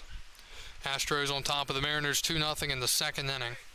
2-1 the count to Brenton, and he checked his swing, 3-1. And guess who's on deck? Ryan Guida, the DH. This is the kind of inning that you want to avoid. And they still have no hits in the inning. 3-1 the count. Brenton's got to be sitting fastball here. He gets a curveball. It's a called strike, 3-2. That's some confidence there to uncork a 3-2 curveball. So we're even, 3-2 now. Droll, 18 strikes, 16 balls to an inning plus. 3-2 to Brenton. Swing and a miss. He struck him out. A huge punch out there, and the inning is over. Well, the Purcellville Cannons take the lead again. They didn't get a hit in the inning, but they score a run. 6-5 Cannons. We go to the bottom of the 5th.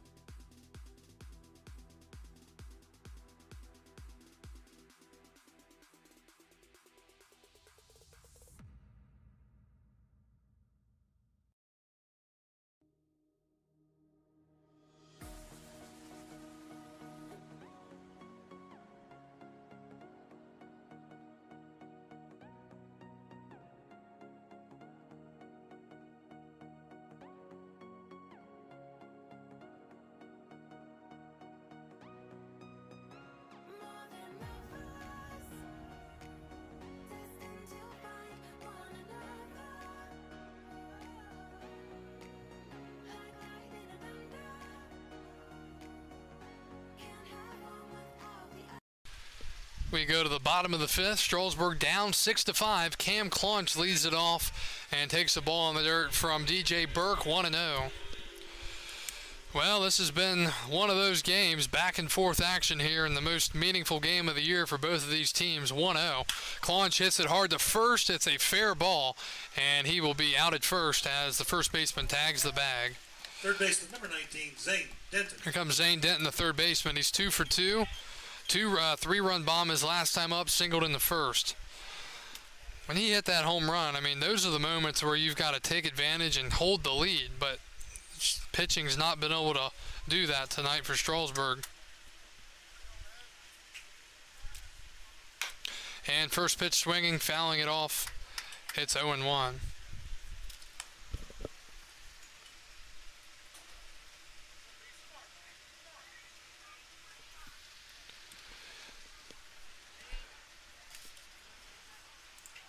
Denton awaits the pitch.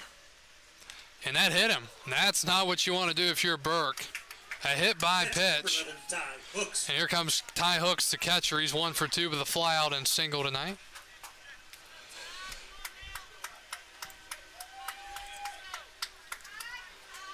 Oh, don't look now, but Harrisonburg's back in the game. Bottom of the fifth, it's 10-7. Looks like pitching is drying up around the league pretty quickly. Covington 3 outs away from having their season come to an end. Hooks is nearly hit by a pitch, 1-0. Gotta let that one nail you.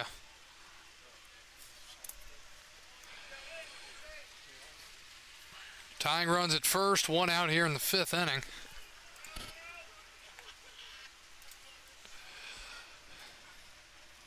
And a throw over, Denton back in safely. Look down that right field line. A lot of space down there with the right fielder Bryant playing way off the line, and for that matter, the right center gap has a lot of room. 1-0, and he takes for a strike, 1-1. Again, Burke, his best pitch location-wise tonight is his breaking ball. He's really locating it for a strike. He is through 4 1/3, and his pitch count is 87. 1-1. Outside 2-1. If you're Purcellville, you'd love to get him through 5, especially after he's allowed 5 runs, which is pretty unlike him, at least so far this summer.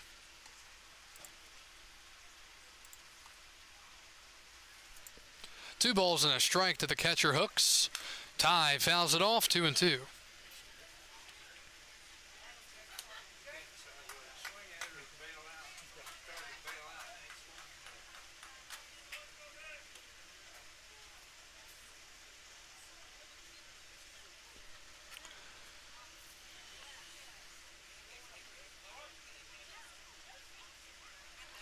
Two balls, 2 strikes, 1 out. Burke deals, and it's outside. The count is full, 3-2. On deck's Tommy Tavares. He's 1 for 2 with a single and a strikeout looking. Let's see if they put Denton in motion here with Hooks batting. Could open up the right side of the infield even more with Brenton would have to cover the bag. 3-2, he doesn't go, and it's in the dirt, ball 4. And Ty Hooks draws the walk, and it's first and second, 1 out for Tommy Tavares, the second baseman. Second baseman, number 13, Tommy Tavares.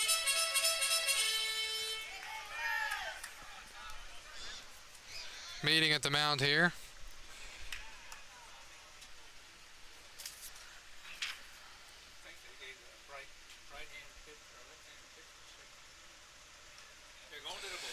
And the Cannons are going to the pen. They're going to a lefty here. And let's see who it is. It's got to be, it's not Jabari Smith, so it's got to be Muscar. Is it Zach Rose? Zach Rose listed as a righty and righty. If that is him, that would be interesting. Looks like 28, so he's listed as a righty, but he'll be pitching. And from the left side, we've got a pitching change in Strasburg. First and second, 1 out for the Express, down 6-5.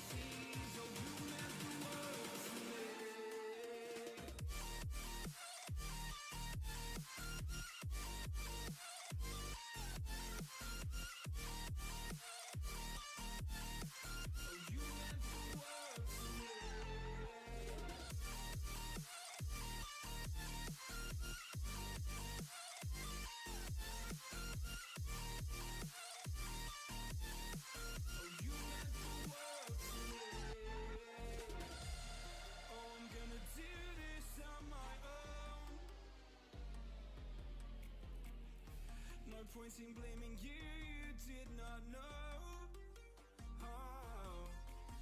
I thought you were the one for me. That's why I give you everything. I was you crossed by the stormy seas. Oh, you meant the world to me.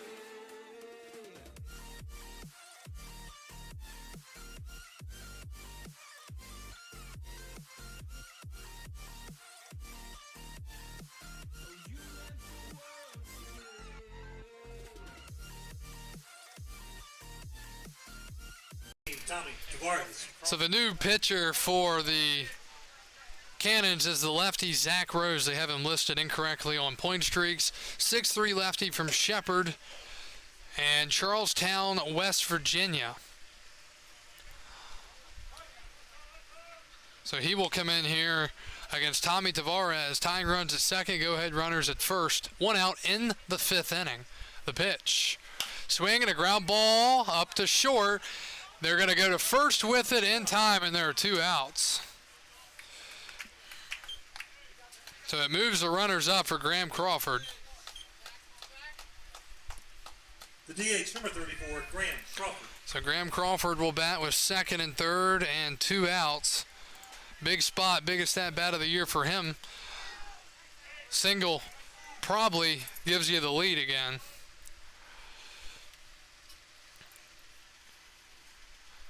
Here in the postseason, Rose has thrown an inning. He has a strikeout, no ERA. These two runners are not his responsibility. The pitch and a ground ball to third. It's going to be picked up by the shortstop. The game's going to be tied on a Graham Crawford infield single. He hit it to the perfect spot, and this game continues to take some wacky turns. 6-6 in the fifth.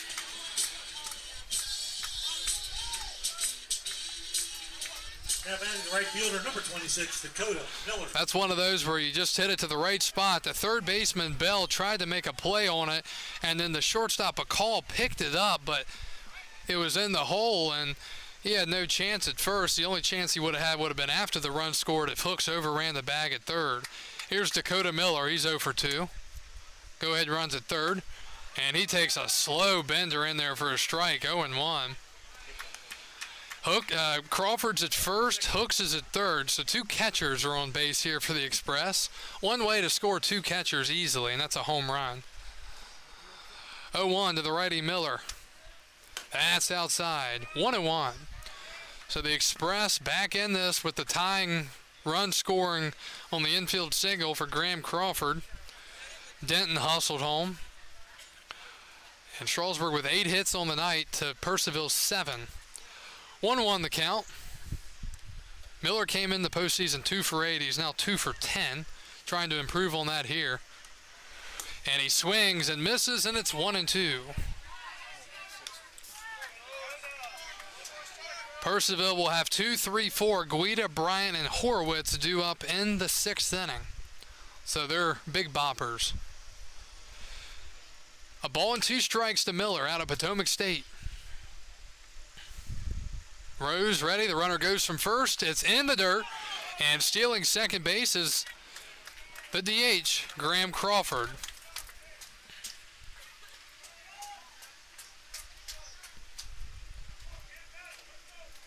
Waynesboro leads Harrisonburg 10-7. That game's in the bottom of the fifth.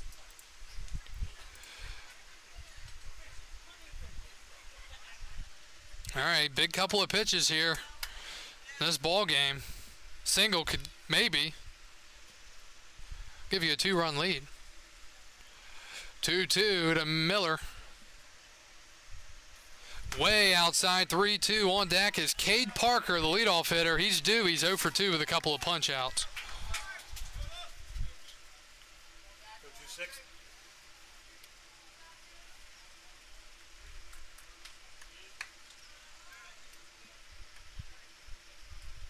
Here we go. Full count, 3-2. 2 outs in the fifth. Rose set. He delivers.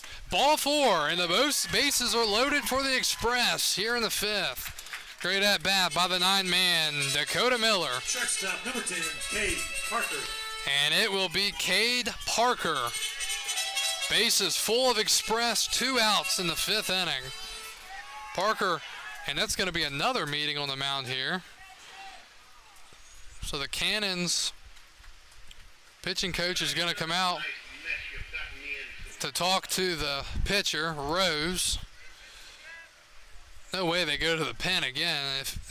It wouldn't be surprising, though, because, like I said earlier, this is the Hail Mary. You've got to get guys out. And this could be your last game of the year, so you've got to pull all the stops. Quick break. And never mind.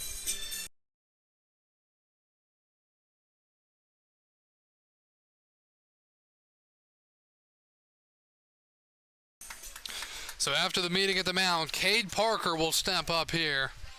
The biggest at-bat of his young Strasburg career. Parker, the shortstop, 0 for 2 tonight, couple of punch-outs. He faces the lefty Rose with the bases loaded. And the first pitch. That's down low, 1-0. Okay. Cade Parker, the batter out of Panama City Beach, Florida. Facing the lefty Rose from Charlestown, West Virginia. 1-0. That's down and in, 2-0. I think you've got to be very selective here if you're Rose. Parker, sorry. Yeah, you might get a good pitch to hit here, but doesn't mean you're going to get on base. You want to make him prove that he can find the zone. 2 balls, no strikes, the count. He deals. And it's outside, 3-0. So Cade Parker in the driver's seat here. Bases loaded, nowhere to put him. 2 outs and a 3-0 count. Parker has walked once tonight. This would be a big one. Rose ready and deals. And he missed ball 4, and the Express walk in a run. Or the Cannons walk in a run, and Strasburg scores the run. It's 7-6 here in the 5th. Hook scores from third, Crawford to third, Miller to second. Walk at an RBI for Cade Parker. And here's Henry Kohler. So lefty-lefty matchup here. Kohler's 1 for 3 tonight. Base is still loaded. Can Kohler come up big here with his Waffle House sleeve on the left side? And the first pitch. He takes, this time a strike. So the lefty Rose finds the strike zone once again.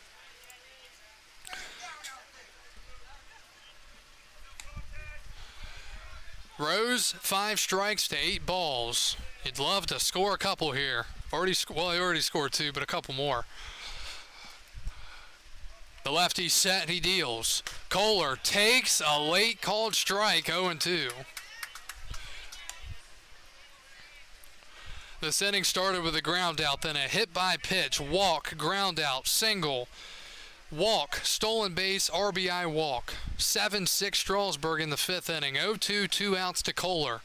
The left fielder out of Davidson. He deals inside, and he takes a ball, and it almost hit him, but he didn't want it to hit him.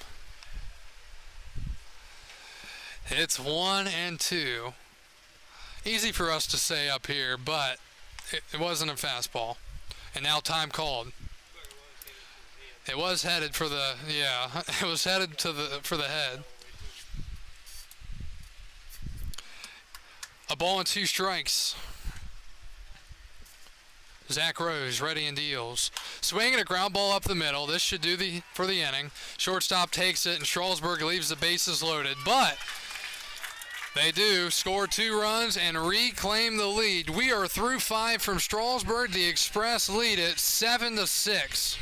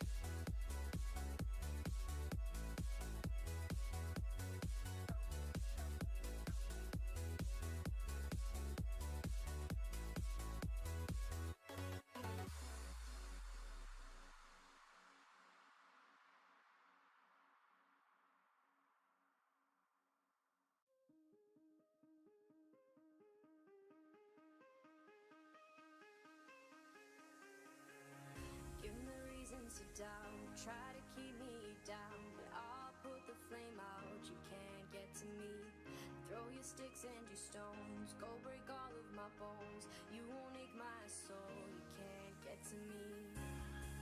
And there is no barricade that I We go to the sixth inning. Strasburg back on top, 7-6 here in Game 3 of the North Semis. New pitcher, it's Luke Jackman out of Virginia Tech.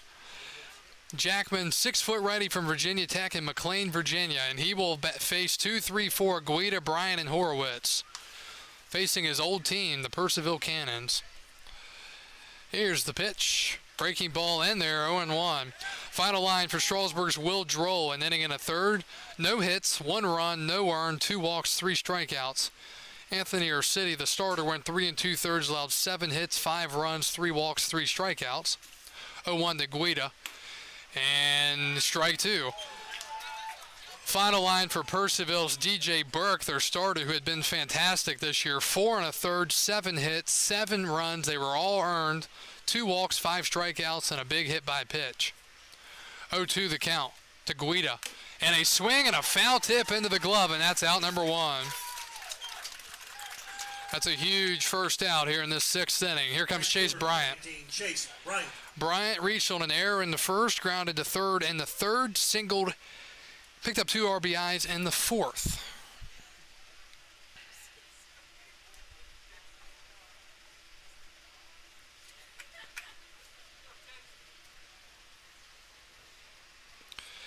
So Bryant will bat here as the tying run with 1 out in the 6th inning, and he takes down and out 1-0.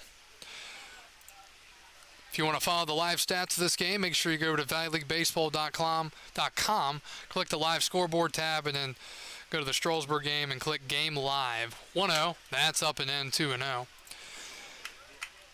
Final score from Charlottesville. The Tom Sox sweep the doubleheader over Covington today.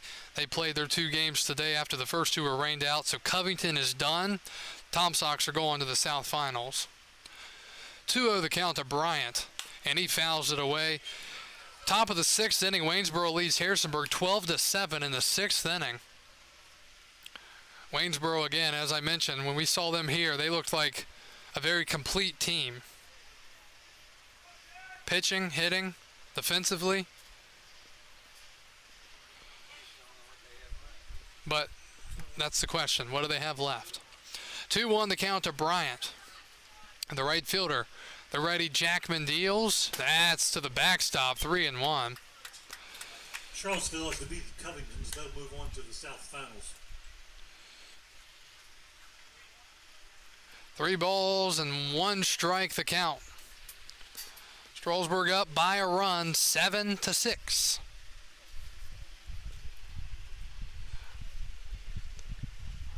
The Cannons have left 9 on base so far in this ball game. Here it comes. And that's a high fly, left center. Does it have enough? Going back, and it's caught at the wall. Just a little bit too much air under it. And Reeve Snyder, I looked up at the flag to see if that had any impact. No movement there. Reeve Snyder just had enough room. Bryant that close to tying this game up, which would have made sense considering the way this game has gone tonight. Here's Cullen Horowitz, 1 for 3, a single and 2 strikeouts swinging tonight. He's 1 for 3. Bullpen action for the Cannons. Again, I expect to see the lefty Muscar out of JMU come in tonight. We'll see if that happens. The pitch down low, 1-0. Let's check the binoculars here. See if I can see anything.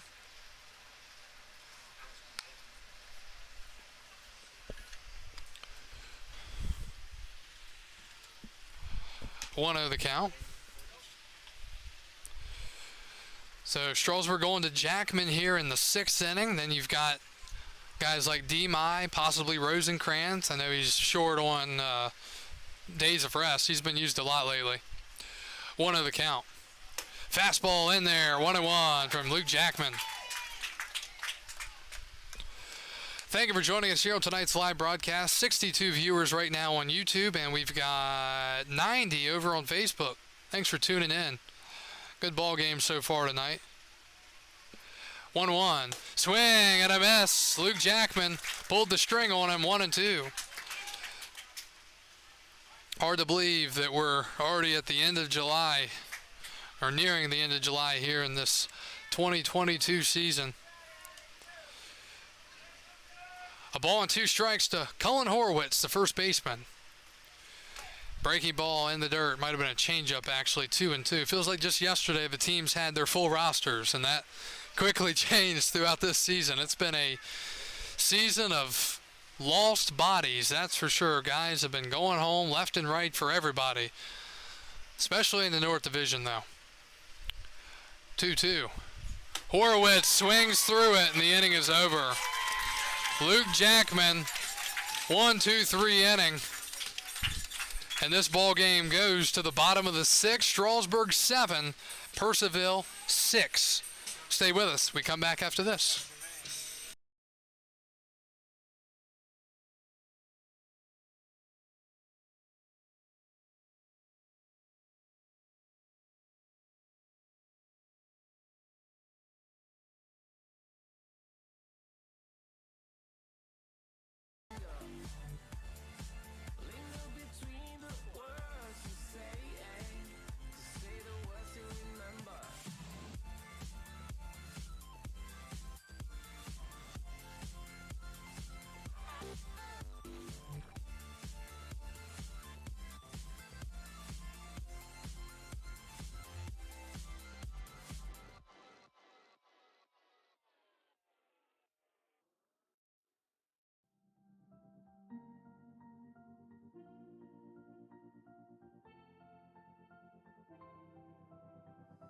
I didn't think we could fall in love. Broken from the start, chained to our past. We had closed hearts. We are breaking free. It's just you and me. We might fall apart, far on it. Can we break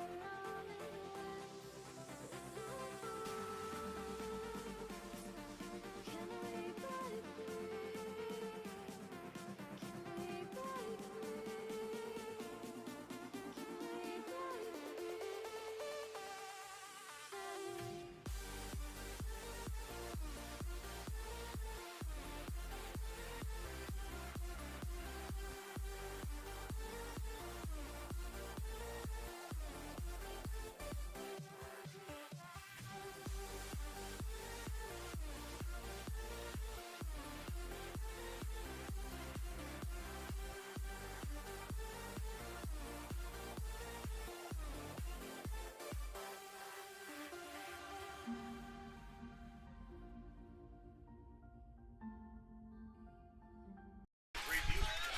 And we go to the bottom of the 6th inning. It'll be 3-4-5. Travis Reef-Snyder, Cam Claunch, and Zane Denton due up for the Express.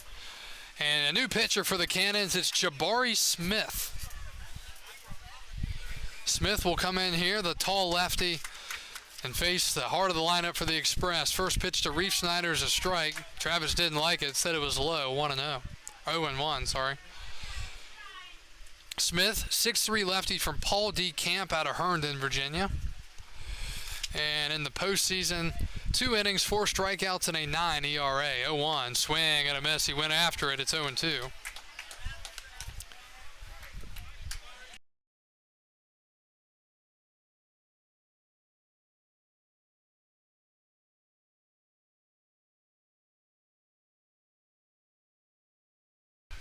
The count, bottom of the 6th, Strasburg 7, Purcellville 6. The pitch. Reef-Snyder takes a fastball up the ladder, a ball and 2 strikes. Strasburg 7 runs, 8 hits, 2 errors. Purcellville 6 runs, 7 hits, 1 error. 1 point last night, both these teams had 8 hits. Strasburg had 8 runs, Purcellville had none. 1-2. Swing and a miss. He struck him out. Reef-Snyder down on strikes for the second bad bat in a row. And here comes Clunch, the first baseman. He is 1 for 3. 2-run bomb in the first. Reached on an error in the third. Ended up scoring on the Denton 3-run shot.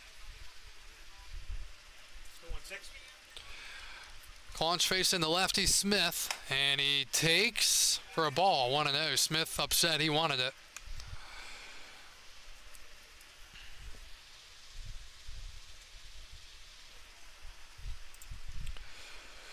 And a ground ball right side. He got jammed. First baseman Horowitz will take it himself. Another 3 unassisted for Claunch. Back-to-back and back-to-back innings. 2 outs. Here comes Zane Denton, the third baseman. Zane Denton. Denton single in the first, 3-run homer in the third, hit by pitch and a run scored in the fifth. He scored 2 of the 7 for Strasburg. Zane. Strasburg's had their troubles with Jabari Smith this year. The first outing he was here, he really dealt, as that one's in there, strike 1.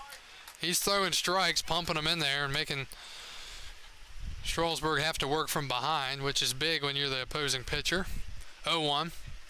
And a high fly right center. That looks like it's going to get down, and it will. Zane Denton with a bloop right in between the center and right fielders. Hooks. And Zane with his third hit of the night. 2-out single brings up Ty Hooks, the catcher. He's 1 for 2. Fly out, single, walk, and a run scored.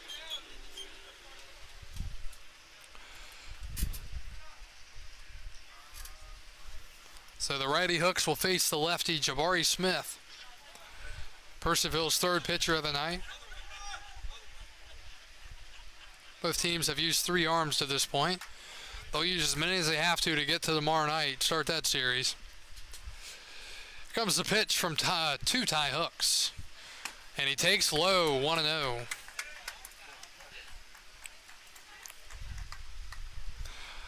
Still the same score in Waynesboro. Generals lead the Turks 12-7.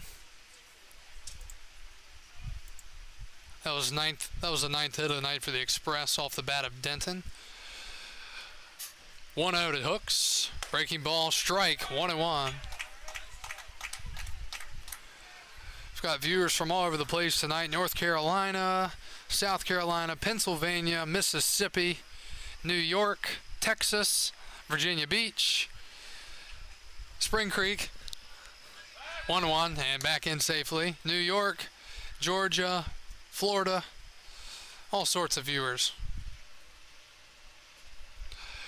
1-1 to Ty Hooks, the catcher. 11th pitch for Smith.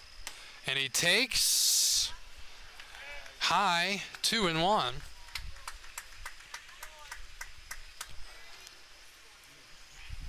We got started tonight a little bit early, actually, at 6:58. We are passing 9:05, now 9:06 East Coast time. Line drive right at short, and they're going to go to second. And base umpire said he called it, which I don't think he did because I saw a bunch of dirt. But that was hit right on the head, but right at the shortstop a call, and we'll score it 11-6, or L6, since the umpire called him out on the catch, and the inning is over. So Strasburg with a 2-out single, stranded, and we go to the 7th. Express 7, Purcellville 6.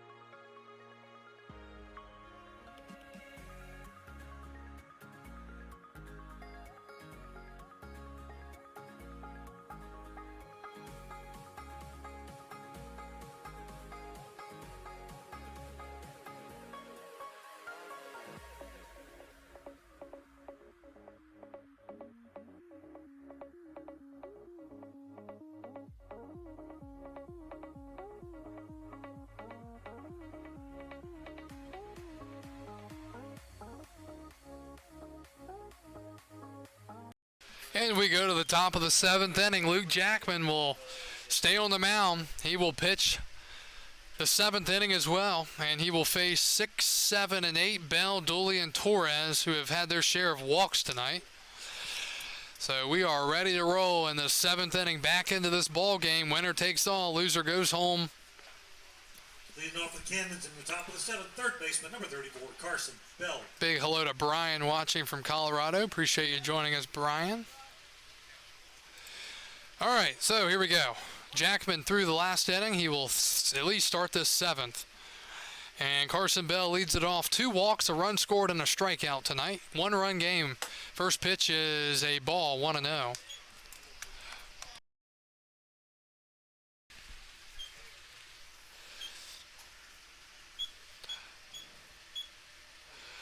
Want to know the count.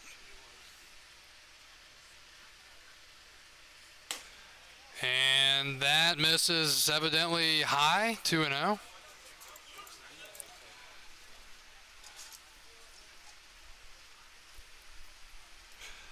Pitch inning last inning for Jackman, where he picked up a strike, actually 2 strikeouts and a flyout. 2-0 the count. And that's in there, 2-1. This time, definitely a strike. Either 2-1 or 0-3. Whichever you want to go with at home. Technically, we're going to go with 2-1, though. Jackman set it to Belt. And he deals. That's inside, 3-1. And again, Strasburg is just having trouble at the bottom of the lineup. The guys are drawing a ton of walks, and you just can't afford to do that when you've guys got guys like Guida and Bryant and even a Call and Britton at the top of the lineup. Because you let these guys get on, then they come up and hit them in. 3-1 the count. Here it comes. And ball 4. Very tight strike zone tonight for both teams, to say the least. And a leadoff walk to Carson Bell. Jose Torres. 3rd straight at bat, he has drawn a walk tonight. And here comes Jose Torres. Actually, it'll be Ryan Dooley, the left fielder.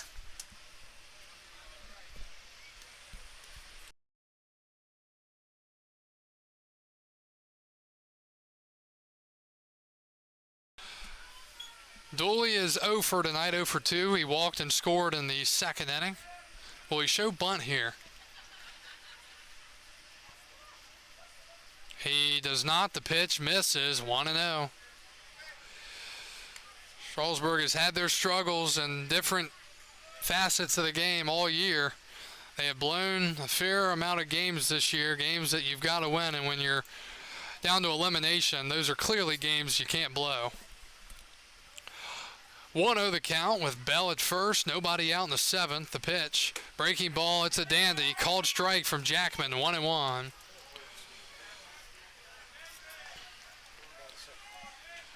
Pitchers have not fared well tonight for anybody, really.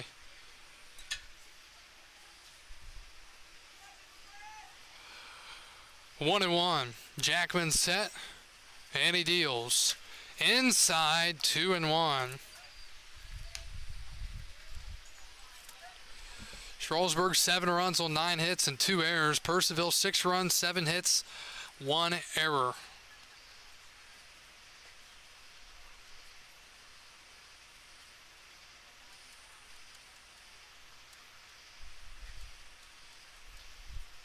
Two one. And a liner into left and dropping and getting past the left fielder Kohler. Oh my goodness. Into second base. Runner's coming home, and he will score, and it's 7-7.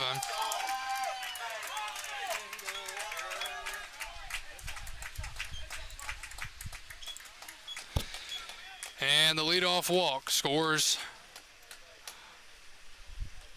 single and an E7 on Kohler.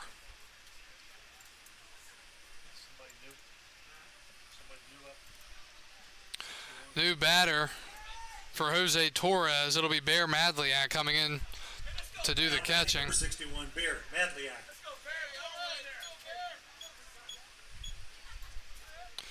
So that's why I'm always saying how leadoff walks kill you, and right there it does again. walk, single, and an error on the left fielder. The ball got past him. It would have been first and yeah, it would have been first and second, nobody out. Instead, second, and runner scored to tie the game. We've got a quick break.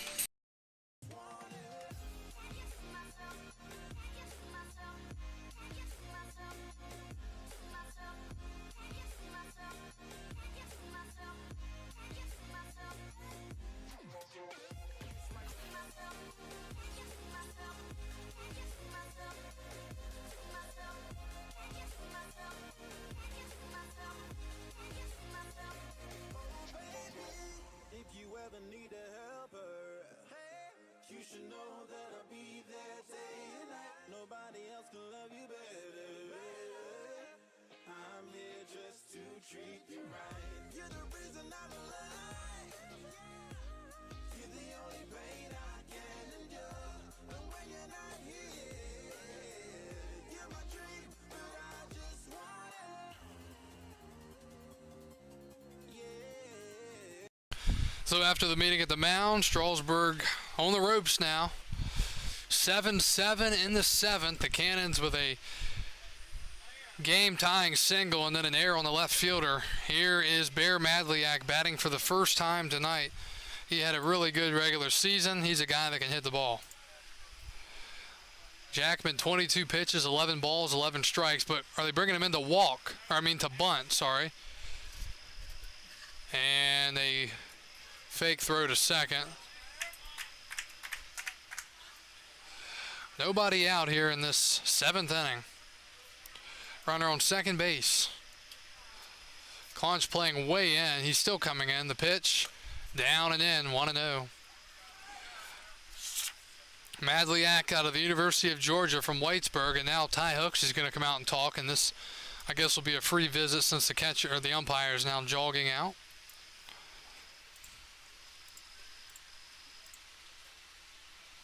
Bottom 7, Waynesboro 13, Harrisonburg 7.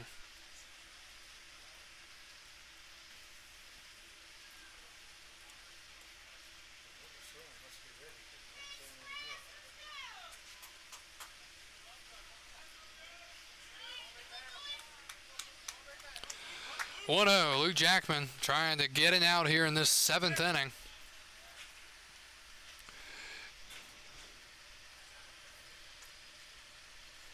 And 2-0. And ball got past Hooks, and the go-ahead runs up to third base. And it's a pass ball, a rare pass ball on Ty Hooks. So almost guaranteeing now a great chance to score if you're the Cannons. Runner on third, nobody out, 2-0 count to Madliak.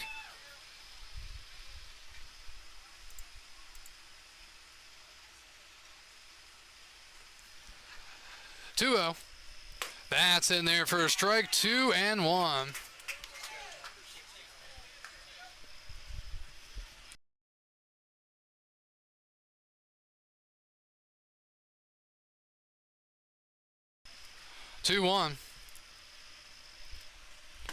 And that pitch just misses, 3-1.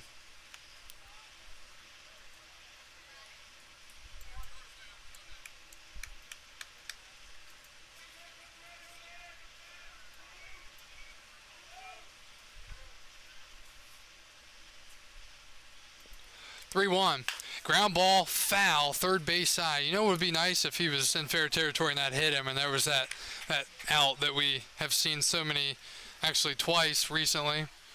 Just kind of crazy. A punch out would be big here. Strasburg's playing the infield in, trying to keep Purcellville from taking the lead again here in this game. It's been such a back and forth affair here. Full count, 3-2 to Bear Madliak. And he missed up high, ball 4. And it's first and third, nobody out for the Cannons. And that's going to be it for Jackman. So he did well last inning, but struggled here in this inning. He will leave the game with men on the corners and nobody out. We'll take a quick break.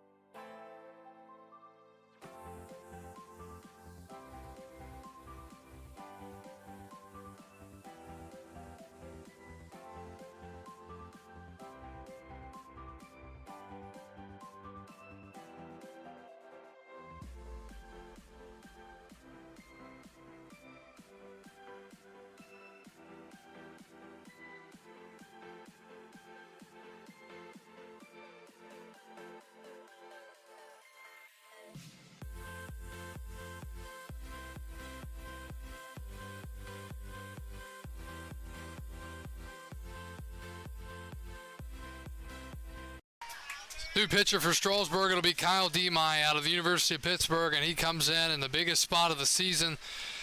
First and third, nobody out. Demai out of Wexford, Pennsylvania, 6'2" righty. He will face Serrano. Runners on first and third, nobody out. Cannons have tied. They're trying to go ahead. Ground ball, foul off the batter's leg. It's 0-1. Serrano's the 9-hitter. Then on deck is the dangerous Justin Akal. 7-7 in the seventh. The batter, number 7.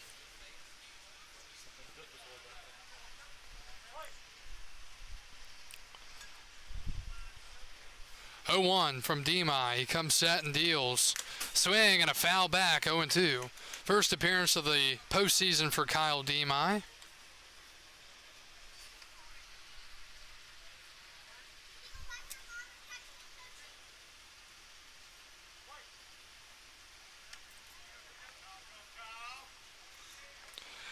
Let's see, can he throw a good pitch without it being too good? 0-2.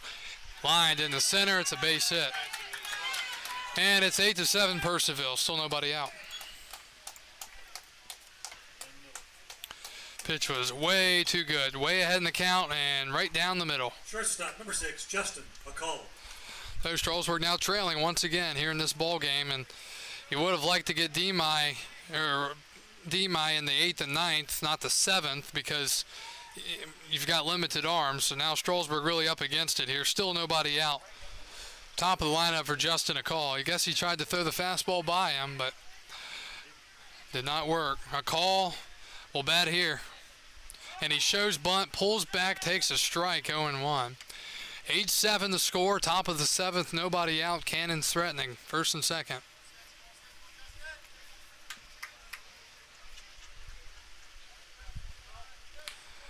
Four pitches for Demai, 4 strikes, 0-1. He shows bunt, gets it down. It's foul, 0-2. Hooks picked it up in foul territory. Smart play there. On deck's Mikey Brenton, then Ryan Guida and Chase Bryant.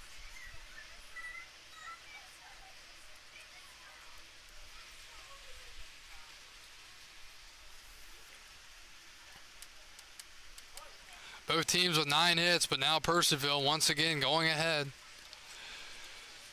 No one can hold a lead tonight. 0-2. In the dirt, past Hooks to the backstop, and that moves both runners up. Another wild pitch.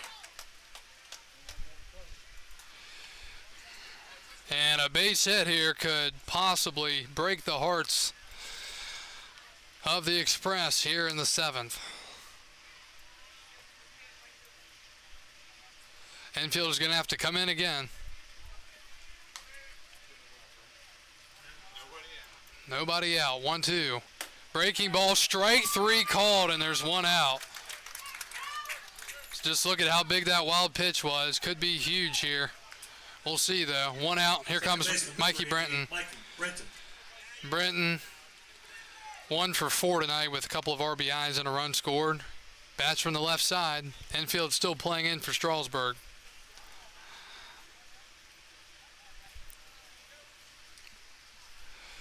And the pitch to the backstop. Hooks has to pick it up. 1-0.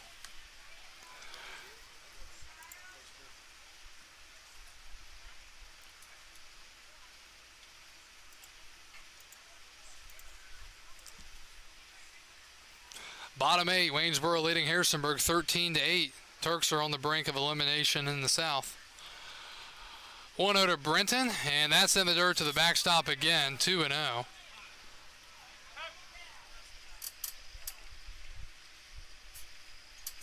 Hooks just threw that ball into the dugout.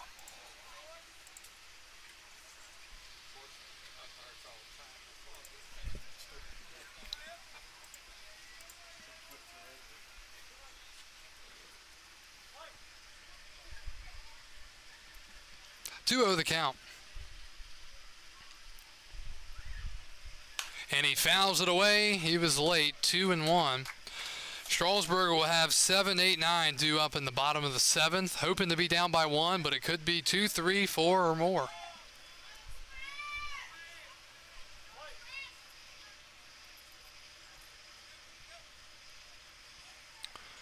Demai looks in for his signs. Infield still in for Strasburg, trying to keep that runner from scoring. 2-1, and it's out of play. Big pitch there, 2-2.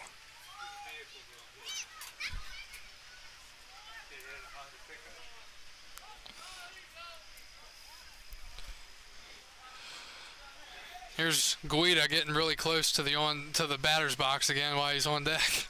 He was almost hit last time by the bat the other night when the bat was let go of. I think that was him. 2-2 the count. Fouled back. Brenton just staying alive. Still 2 balls, 2 strikes.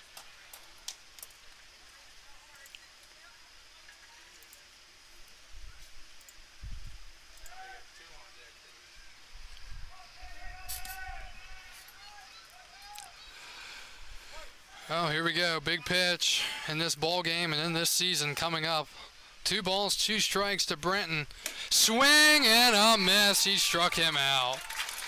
And there are 2 outs. Runner still in second and third. And you think about walking Guida here. Batter number 29, Ryan Guida. Chase Bryant's on deck. Do you pitch to him here?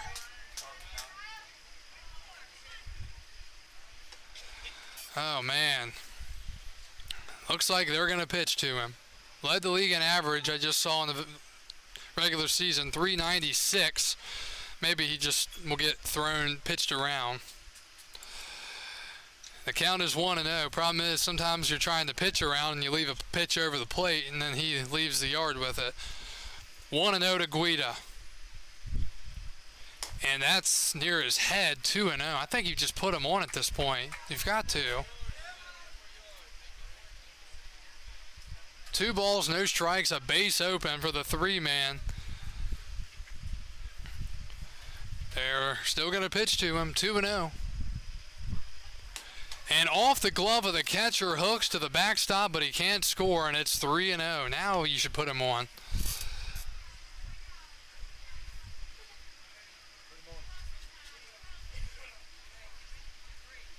And they're going to intentionally walk him now. Wasted 3 pitches. So Guida will take first on the intentional walk, and that'll load up the bases here in the 7th for Chase Bryant. Chase Bryant. So here we go. Do or die time.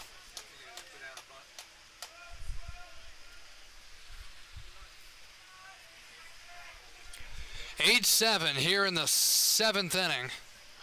Bases loaded, 2 outs for Chase Bryant.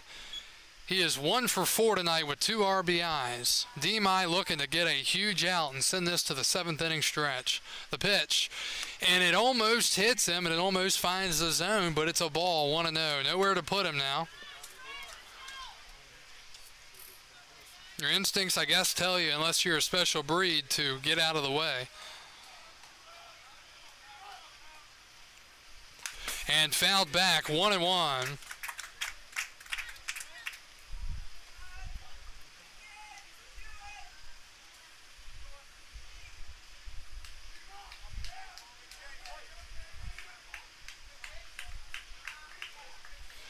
One ball, 1 strike the count. And that misses, 2-1. Big spot here in the 2022 season for both of these teams. Can the Cannons come up with a big knock to extend their lead here in the 7th, or can Strasburg get the final out in the inning? It's outside, 3-1.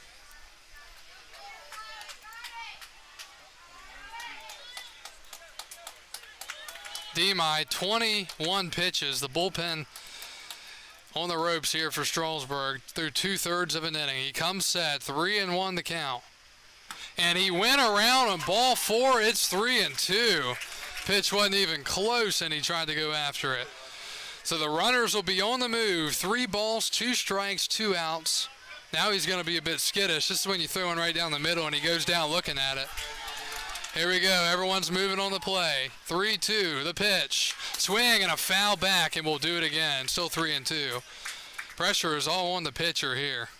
Bryant was bailing out of the box there. Big swing there from Bryant, trying to make this a 5-run game in the 7th. We will do it again, 3-2. It'll be the 7th pitch of the AB here, the biggest pitch of the season. Swing and a foul back. He went after ball 4 again, still 3-2. He doesn't want to go down looking, but he also wants to swing.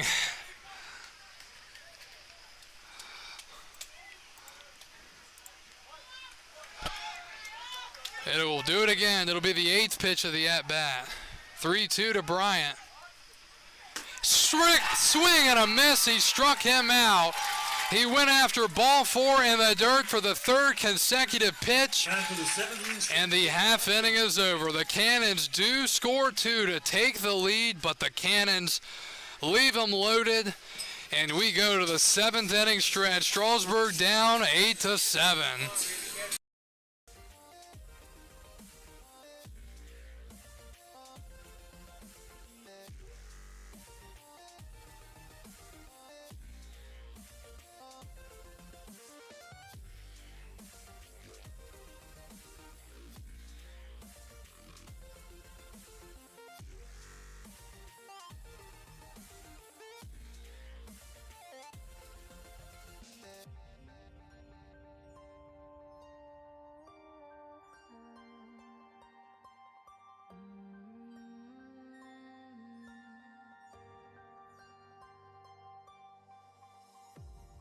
I'm so in love with you.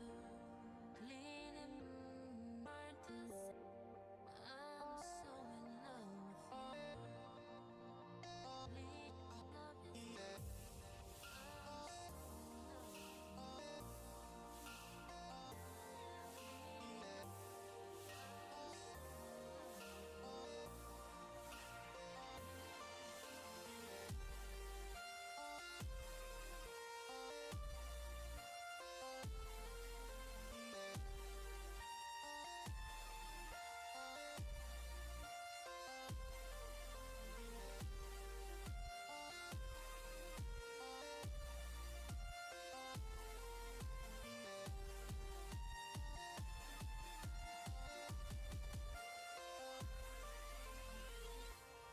I'm so in love with you.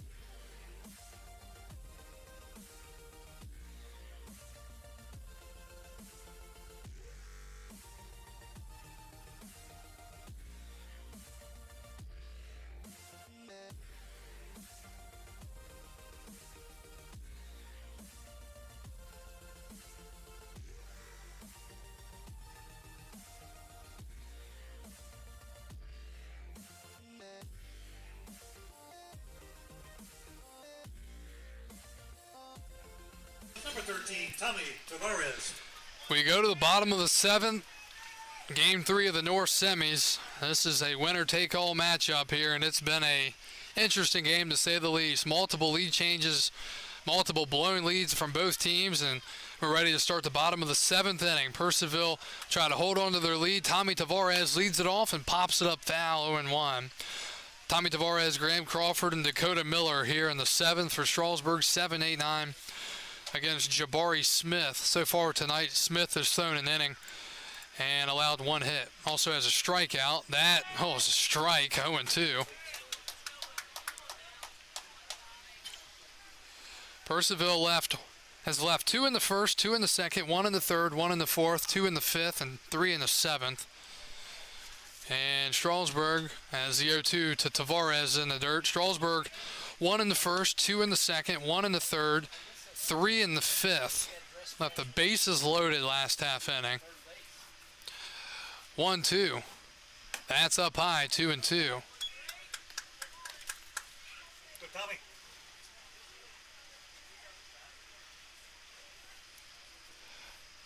2-2 to Tavares, looking to get on here to start the inning. And a breaking ball misses, 3-2, and Tavares is a ball away from reaching on a walk. He's also a strike away from going back to the dugout. Full count, here it comes. Swing and a miss. He went after ball 4, and that's out number 1. Here comes Graham Crawford, the DH. Number 34, Graham Crawford. Crawford 1 for 3, fly out, line out, and single with the RBI in the 5th inning. Crawford batting from the right side.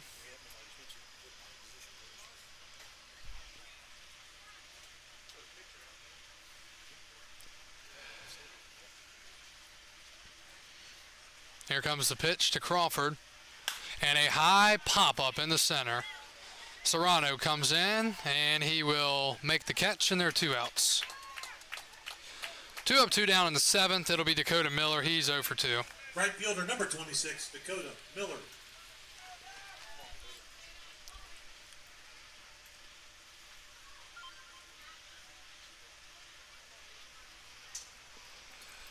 So Purcellville trying to capture and run with the momentum here late in this ball game. Dakota Miller trying to get on with 2 outs and start a 2-out rally. And he pops it up, first pitch, right side. First baseman Horowitz is there, makes the catch, and Strasburg goes down 1-2-3. And what could be one of their last at-bats of the 2022 campaign. We've still got a couple innings to go. Let's see what happens. We're off to the 8th.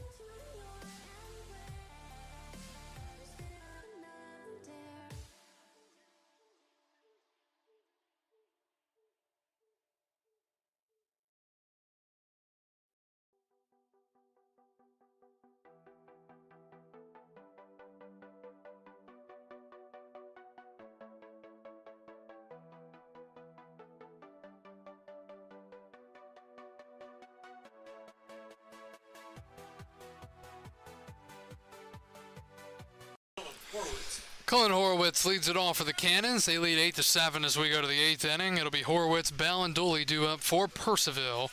Kyle Demide comes back out for his 2nd inning of work. He came in last inning with the bases, I think, loaded and nobody out. So Horowitz is 1 for 4 tonight, a single and 3 strikeouts swinging. He struck out his last 3 at-bats in a row. This pitch misses 1-0.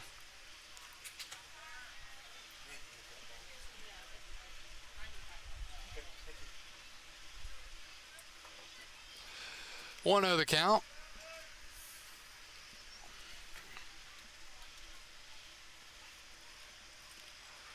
And that's off the hands. Shortstop Parker makes the catch, and there's 1 out.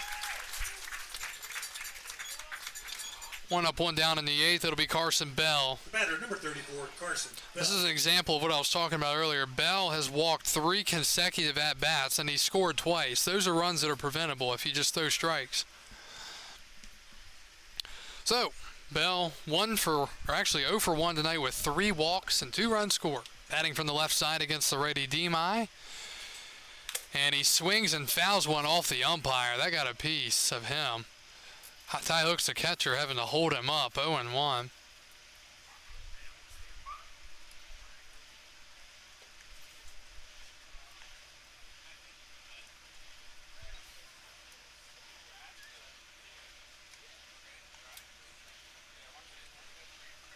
So they're going to give him a second to breathe back there after taking a fastball off the mask. Counts 0-1.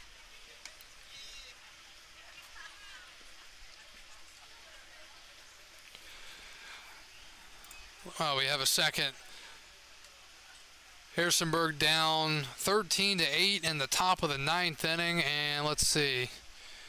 They are down to their final strike of the season. And that's it, as I said that. So the Turks are eliminated. They'll be going home, and the Waynesboro Generals will advance to take on the Charlottesville Tom Sox. Harrisonburg, so Waynesboro and Charlottesville will play in the Southern Division Championship Series. So that's a good, looks like a pretty good matchup on paper out of the South. Still trying to find out who's going to play Woodstock tomorrow night. Will it be Strasburg or will it be Purcellville? Strasburg's going to have to get the offense going again if they want to be in that ball game tomorrow. The pitch from D-My misses 1-1 to Carson Bell. Strasburg will have 1, 2, 3 due up in the 8th inning. 1-1 to Bell.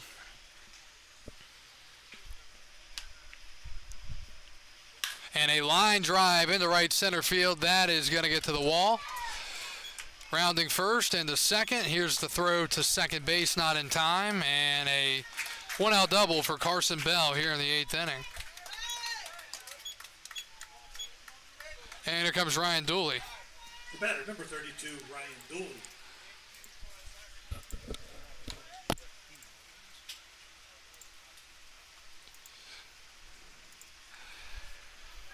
Dooley has scored twice tonight. Singled, picked up an RBI, has also walked and reached on an error. Man in scoring position now for the Cannons, trying to add on to their 8-7 lead. And that is hit to first. It is backhanded by Claunch. He's going to hustle to first, get there, and there are 2 outs. That's a big play there as the runner moves up to third. Didn't allow the run to get down, or the ball to get down the line, and pitcher D-My didn't cover, so Claunch had to sprint to first and just got there before Dooley. 2 outs for the catcher, Bear Madliak. Madliak batting with 2 outs and a man on third. He has 1 plate appearance tonight. It was a walk last inning in the 7th. Purcellville 2 in the 7th to go ahead, 8-7. They have 10 hits. Strasburg has 9. D-My will step off, waiting on Madliak to get in the batter's box. Bear out of Georgia will step in here.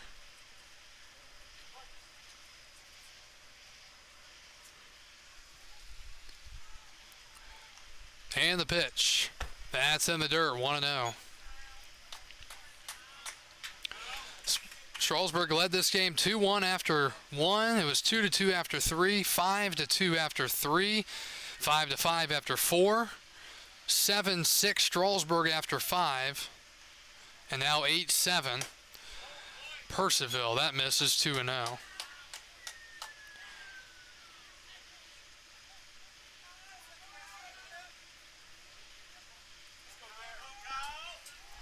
Two balls, no strikes to Madliak with Albert Serrano on deck. He's had a good night in the 9-hole.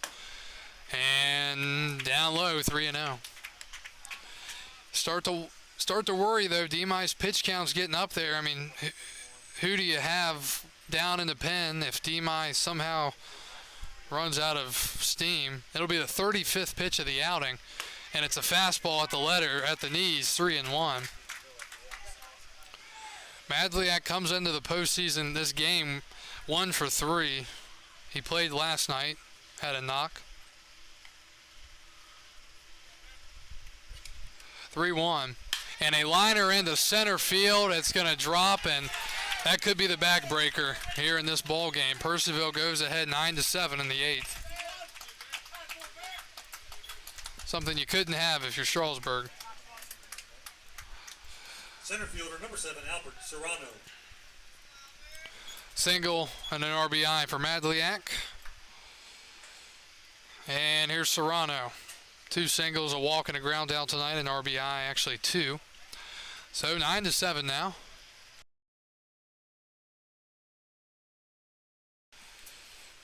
The pitch, way up high, 1-0.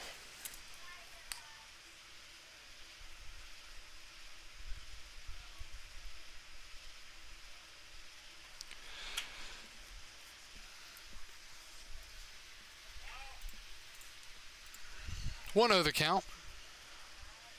And a liner into the Cannons dugout. It went off of one of the coach's feet. Got him on the leg. That's the danger of sitting there outside the dugout, 1-1. He's going to try to walk it off.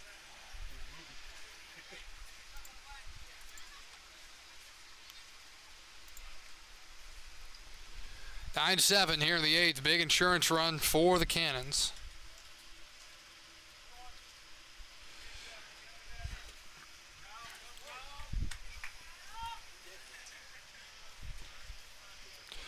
One.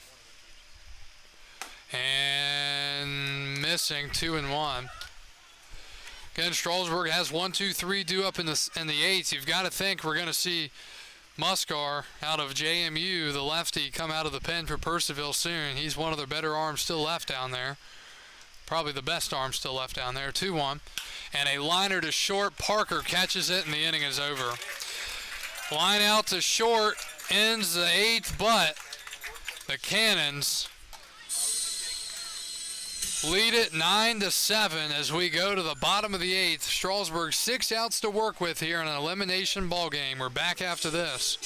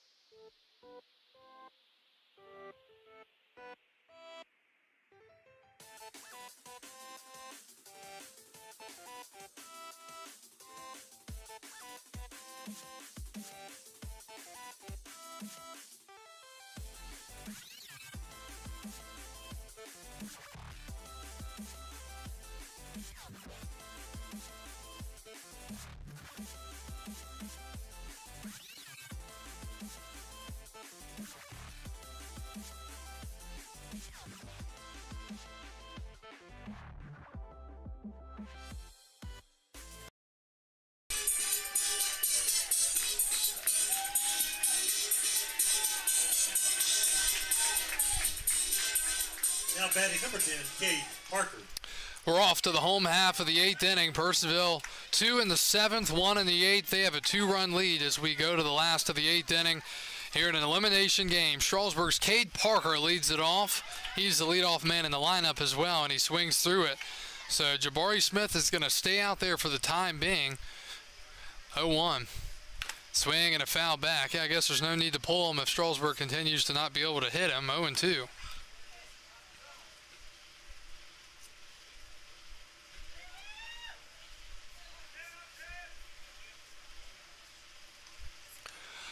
Oh and 2 the count. The pitch to Parker, he's 0 for 2. 2 strikeouts and 2 walks. This kind of feels like game one where it was just a back and forth ball game. Purcellville late in the game, just they're able to score runs. 1-2. Outside 2-2.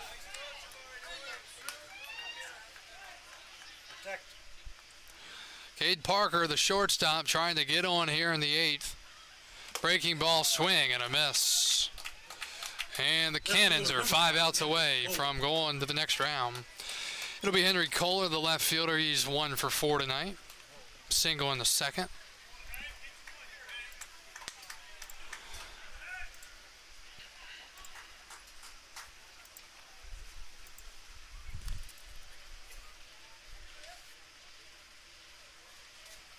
The pitch.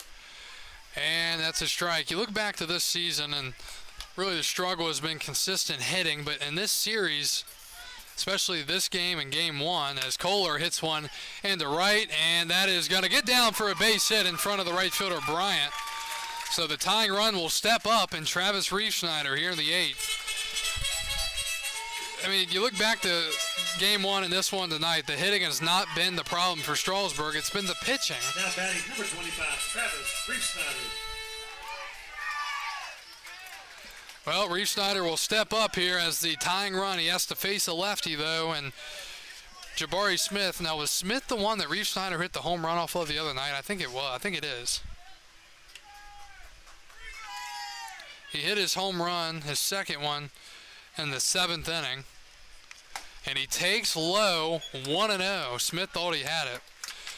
So Reeve Snyder here, then Claunch and Denton. So this is where you've got to cash him in if you're Strasburg. Heart of this Strasburg lineup due up here in the 8th. 1-0 the count. Kohler's at first, and they're going to pick off throw to first. The ball gets away, and Kohler will move up to second.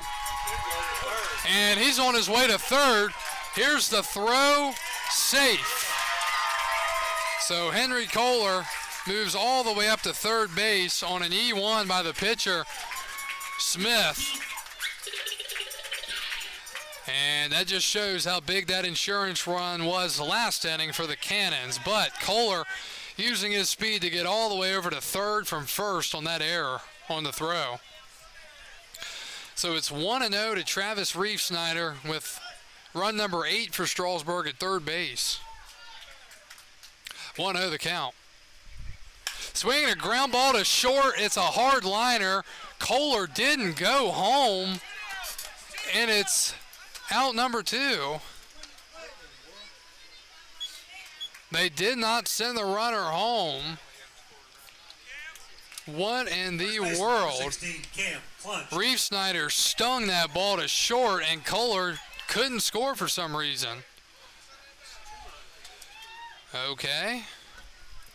Looked like the shortstop's playing back there, and he wasn't going to throw it home if Kohler took off, I wouldn't think. That's got to be a run there. It should be 9-8. 1-0 to Claunch, and he fouls it off. Cam, the last 2 times, he's really corkscrewing and hitting the ball to the right side of the infield. He's got to stay on the baseball like he did in the first and get some elevation on it and try to tie this thing up. Yeah, that's surprising there. Kohler did not score from short. Shortstop was playing back. 2 outs, 1-1 count to Claunch. And that's up and in, 2-1. Well, here's something to think about. Zane Denton's on deck, and he hasn't been retired tonight. He's 3 for 3, also has a walk, or a hit by pitch. 2-1 misses, 3-1. And on deck, Zane Denton. I think if you're Claunch here, typically you like to be aggressive. I think you've got to be a little passive here, 3-1.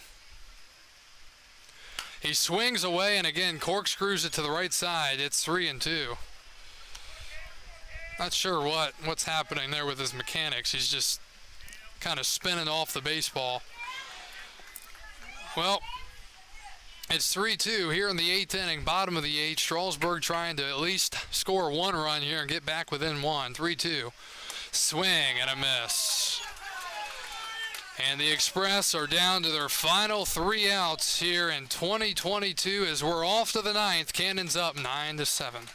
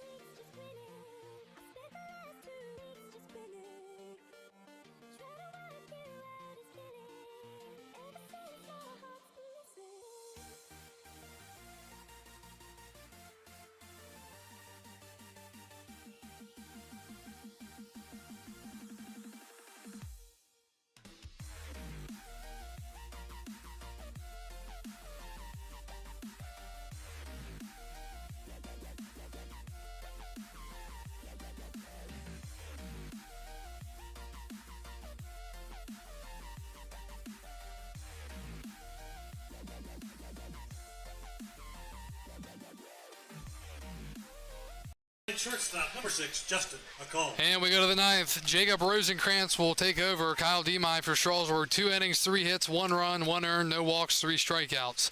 Rosenkrantz will face 1, 2, 3 in the lineup. A call, Brenton and Guida. The other night, Rosenkrantz gave up a big 2-run bomb in the 9th inning to Cullen Horowitz that gave the Cannons the 2-run lead, kind of similar to this score. It was 8-6 that night, and it's 9-7 here after Strasburg went on the road and won last night 8-0.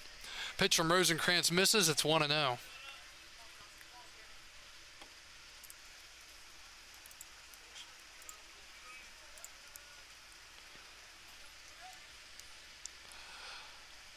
A call, 2 hits tonight, also a walk. Run scored. And he pops it up right side and out of play.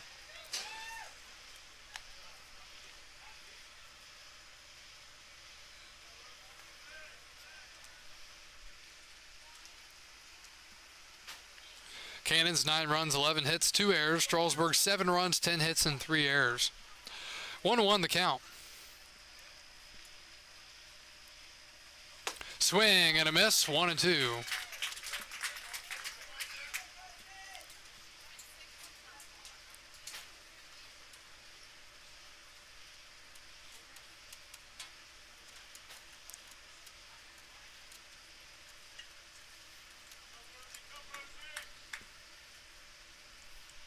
Rosenkrantz out of Valparaiso. 1-2 the pitch.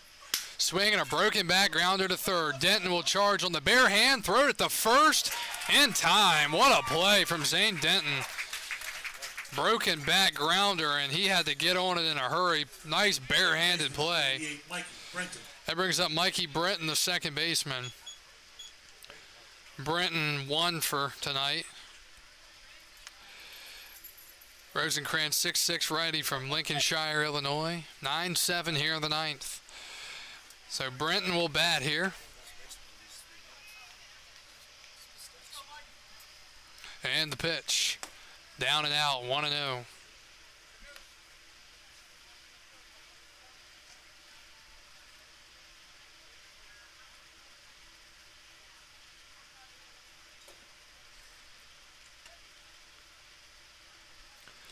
Rosenkrantz, the righty set.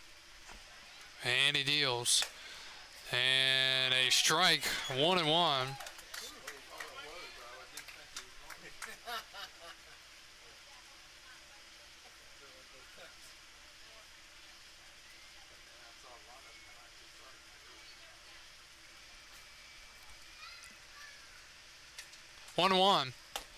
And the pitch is a strike, 1-2.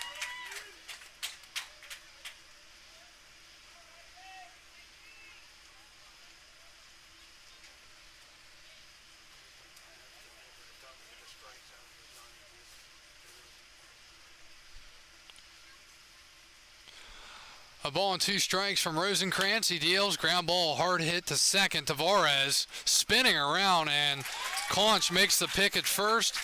2 outs here in the 9th. And it'll be Guida. Number 29, Ryan Guida.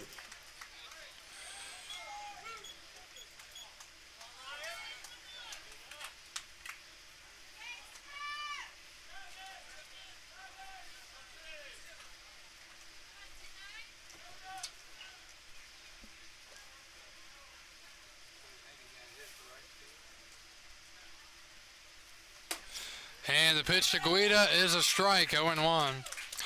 Strasburg will have 5, 6, 7. Denton, Hooks, Tavares due up in the bottom of the 9th as they will be looking to score at least 2 to keep the game alive, 3 to walk it off and move on to the next round.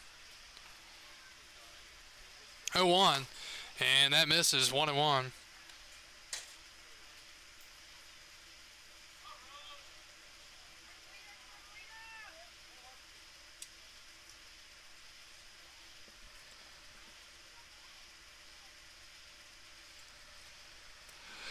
Rosenkrantz, pitch number 11 here in the inning.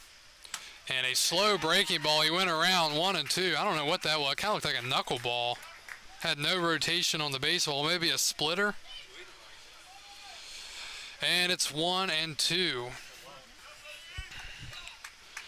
Guida sac fly and an RBI in the first, fly out to right in the second, fly out to center in the fourth, strikeout in the sixth, intentional walk in the seventh. 1-2 to Guida. Breaking ball up and in, 2-2.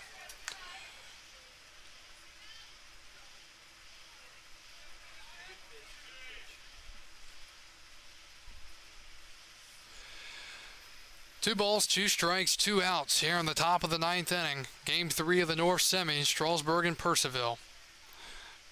Surpassed the 3-hour mark tonight, 2-2. Liner to first, Claunch makes the catch, and the half inning is over. And we are down to this here in the 2022 season. We head to the bottom of the ninth. Will the Cannons knock out the defending Valley League champions? We'll find out right after this.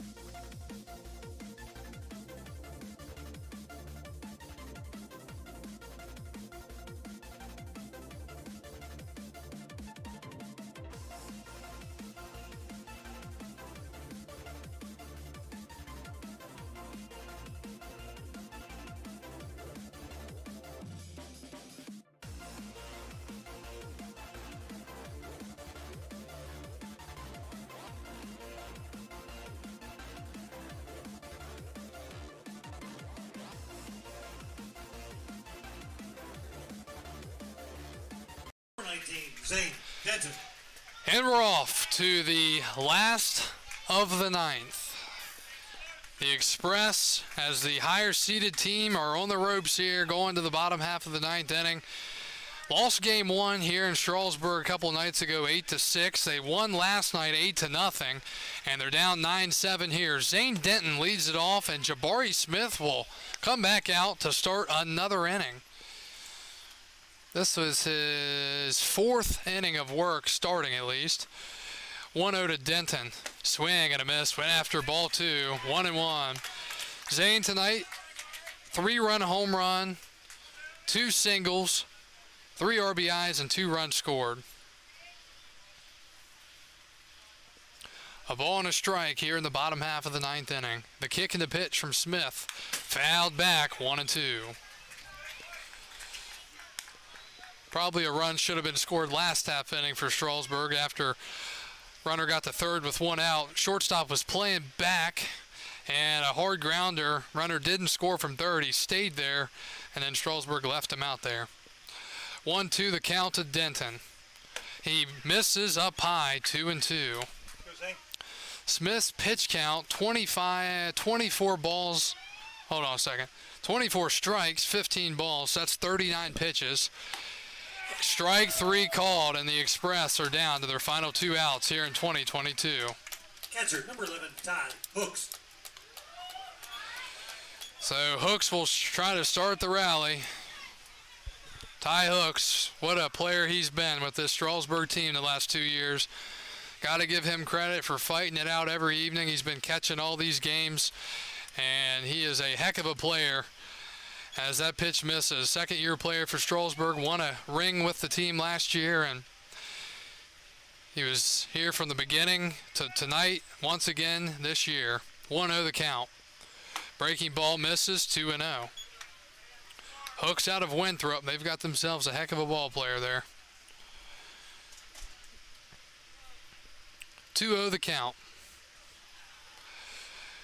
And the pitch. And that misses, 3-0. On deck is Tommy Tavares, the tying run here in this ball game. 1 out in the ninth. Hooks has been an on-base percentage machine this year. He's singled and walked tonight. He's also scored a run in the 5th. He hit a hard liner to short last time. And he takes a strike, 3-1. if you're Smith here, you've got to be pounding strikes. Don't want to walk anyone. 9-7, bottom of the ninth here on the 28th of July in 2022. Hooks fouls it back, and the count is full. 3 balls and 2 strikes. Winner of this ball game will move on to play the Woodstock River Bandits, the top-seeded squad in the North, tomorrow night in Woodstock at 7 o'clock.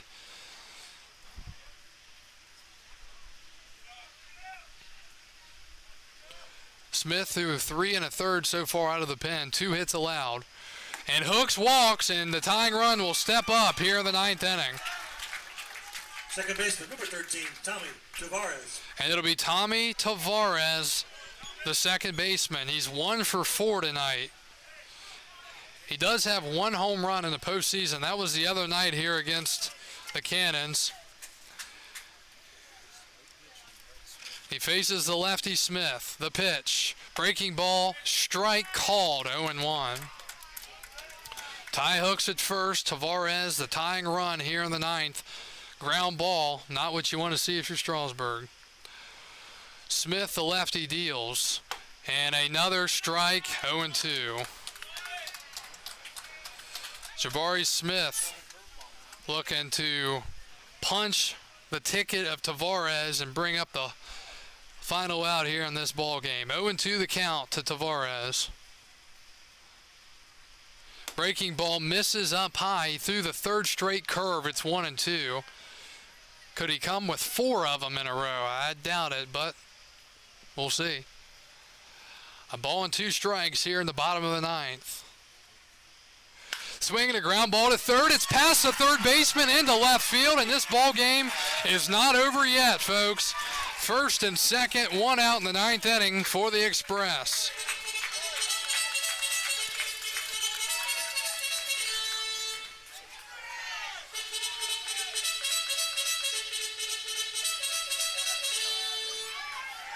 And that's going to be it for Jabari Smith. Purcellville's not going to allow him to finish this, and they're going to go to Muscar, as I thought.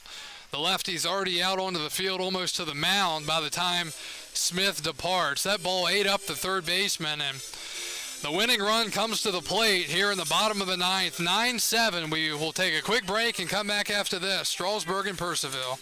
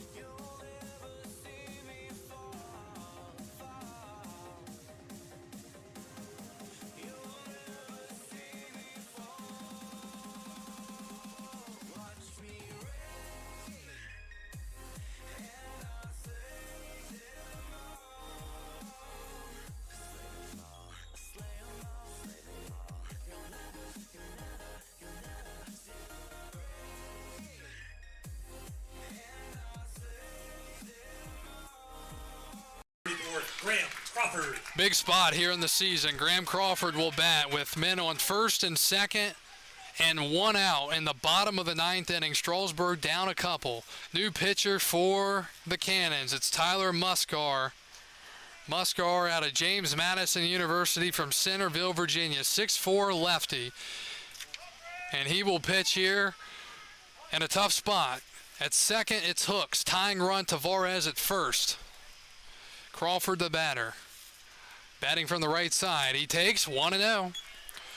Now pitching is number 31, Tyler Muscar. Crawford tonight is 1 for 4 with an RBI and a stolen base. Outfielders playing pretty deep here. 1-0 the count to Graham Crawford. Down in the zone, but a called strike, 1-1. And it's 1 ball, 1 strike, and 1 out in the 9th. The lefty's set and he deals. And that misses. 2-1. Muscar, 2 innings, 4 strikeouts, and a 4.50 ERA in the postseason. So Graham Crawford ahead, 2-1 in the count. Crawford, second-year player as well, out of the University of Southern Miss. 2-1. And a strike called on the outer part, 2-2. On deck, Dakota Miller, the right fielder, and the 9-man in the lineup for Strasburg. Graham Crawford, and what could be his last at-bat as a member of the Express after now 2 years. Big spot here in the season. Muscar deals. Up high, it's full, 3-2. This is what you wait for all season long. Big moments like this, and we've got a ton of people tuning in here tonight. Thanks for staying up with us. Here we go. Full count, 3-2, 1 out to Crawford. Muscar, the lefty, deals. Swing and a miss. He struck him out. And there are 2 outs in the 9th. Number 26, Dakota Miller. And the Express are the Cannons are an out away from advancing to the North Finals and knocking off the defending champion, Strasburg Express. Had him in a 3-2 count, and Crawford couldn't keep it alive. I don't know if Purcellville has ever gone to a North Finals. I know they were Charlestown before that and then Aldi, but we'll see. Here's the pitch to Miller. That's down in the zone, 1-0 the count. Purcellville Cannons, a team that struggled mightily early in the season. They struggled last season, but they turned it around the last 15 games or so, and they are in a position to move on. They need 1 out here in the 9th, 1-0. Check swing. Did he go? No, he didn't. It's 2-0. Pitch was a little up in the zone. Purcellville wanted it. Tying runs at first for Strasburg. Hooks is at second. Tavares at first. Winner moves on to play the North winners, division winners, Woodstock. 2-0 the count to Dakota Miller out of Potomac State. It's down low, 3-0. A walk here would put the tying run in scoring position for Strasburg. Cade Parker's on deck. He is 0 for 3, 3 strikeouts and 2 walks. 3-0 the count to Dakota Miller here in the 9th. Inside corner, called strike, 3-1. Seems like the zone always starts to get bigger when you don't want it to, and I'm being told Purcellville went to the finals in 2014. 3 balls, 1 strike, the count. Swing and a miss, and Strasburg down to their last strike here in 2022. The runners will be on the move. This is what it all comes down to here for these two teams. Strasburg down 9-7 in the 9th. Runners on first and second and 2 outs. Muscar looking to send the Cannons to the North Finals. Miller trying to keep it alive. 3-2. He deals. Down low, ball 4, and the Express stay alive for at least one more batter here in the 9th inning. Cade Parker. The bases are loaded with 2 outs for Cade Parker, and we've got a pinch runner. Pinch runner will be number 23 to come in for Tavares. Tyler Dean, the pitcher. Tyler Dean came in to actually play second base last night.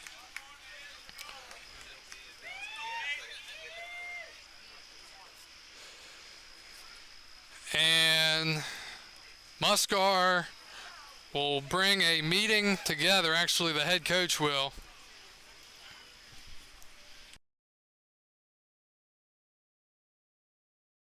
So, I mean, this is really what it is right here, folks. This is it. Bases loaded. 2 outs, bottom of the 9th for Cade Parker. This inning started with a strikeout, then a walk, then an error, then another strikeout and another walk.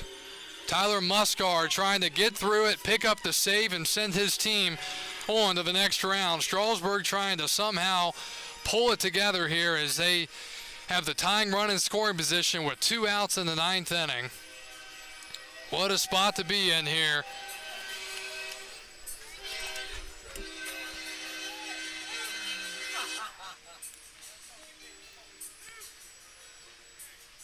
So here we go, folks. Cade Parker, the newest member of the Express, will bat, and possibly the biggest spot in 2022 for both of these teams.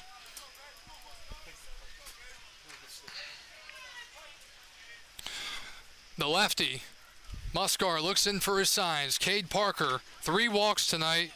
2 strikeouts, 3 walks. The pitch is a strike. Let me correct myself. 3 strikeouts, 2 walks. So, Cade Parker down in the count, 0-1. Tying run at second. 2 outs in the bottom of the 9th inning. Winning runs at first. Muscar, the lefty, set and the 0-1. And he takes right down the middle. It's 0-2. And Cade Parker and the Express are once again down to their final strike here in the 2022 season in the bottom of the 9th inning. Tyler Muscar, the lefty, comes set. Actually, he's looking in first. Now he comes set. And the pitch. Swing and a miss. And the season is over. Tyler Muscar picks up the save. And the 2022 season for the Strasburg Express comes to an end here tonight. The Cannons are moving on to the next round, and they will take on the Woodstock River Bandits starting tomorrow night at 7 o'clock. So another season is in the books from Strasburg. The defending champs are knocked off tonight. They leave the tying run at second base and the winning run at first in the 9th inning, and their season comes to a close here tonight on the 28th of July in 2022. The Purcellville Cannons with a bit of a shocking series win here in round 1 as they knock off the Strasburg Express 2-1.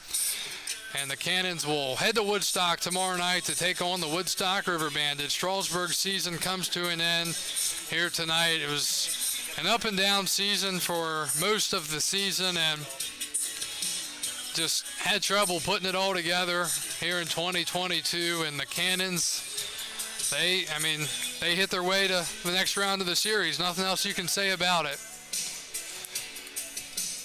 So Strasburg is going home, and Purcellville is moving on to the next round. Thank you, everybody, for joining us here in 2022. It's been a pleasure being with you.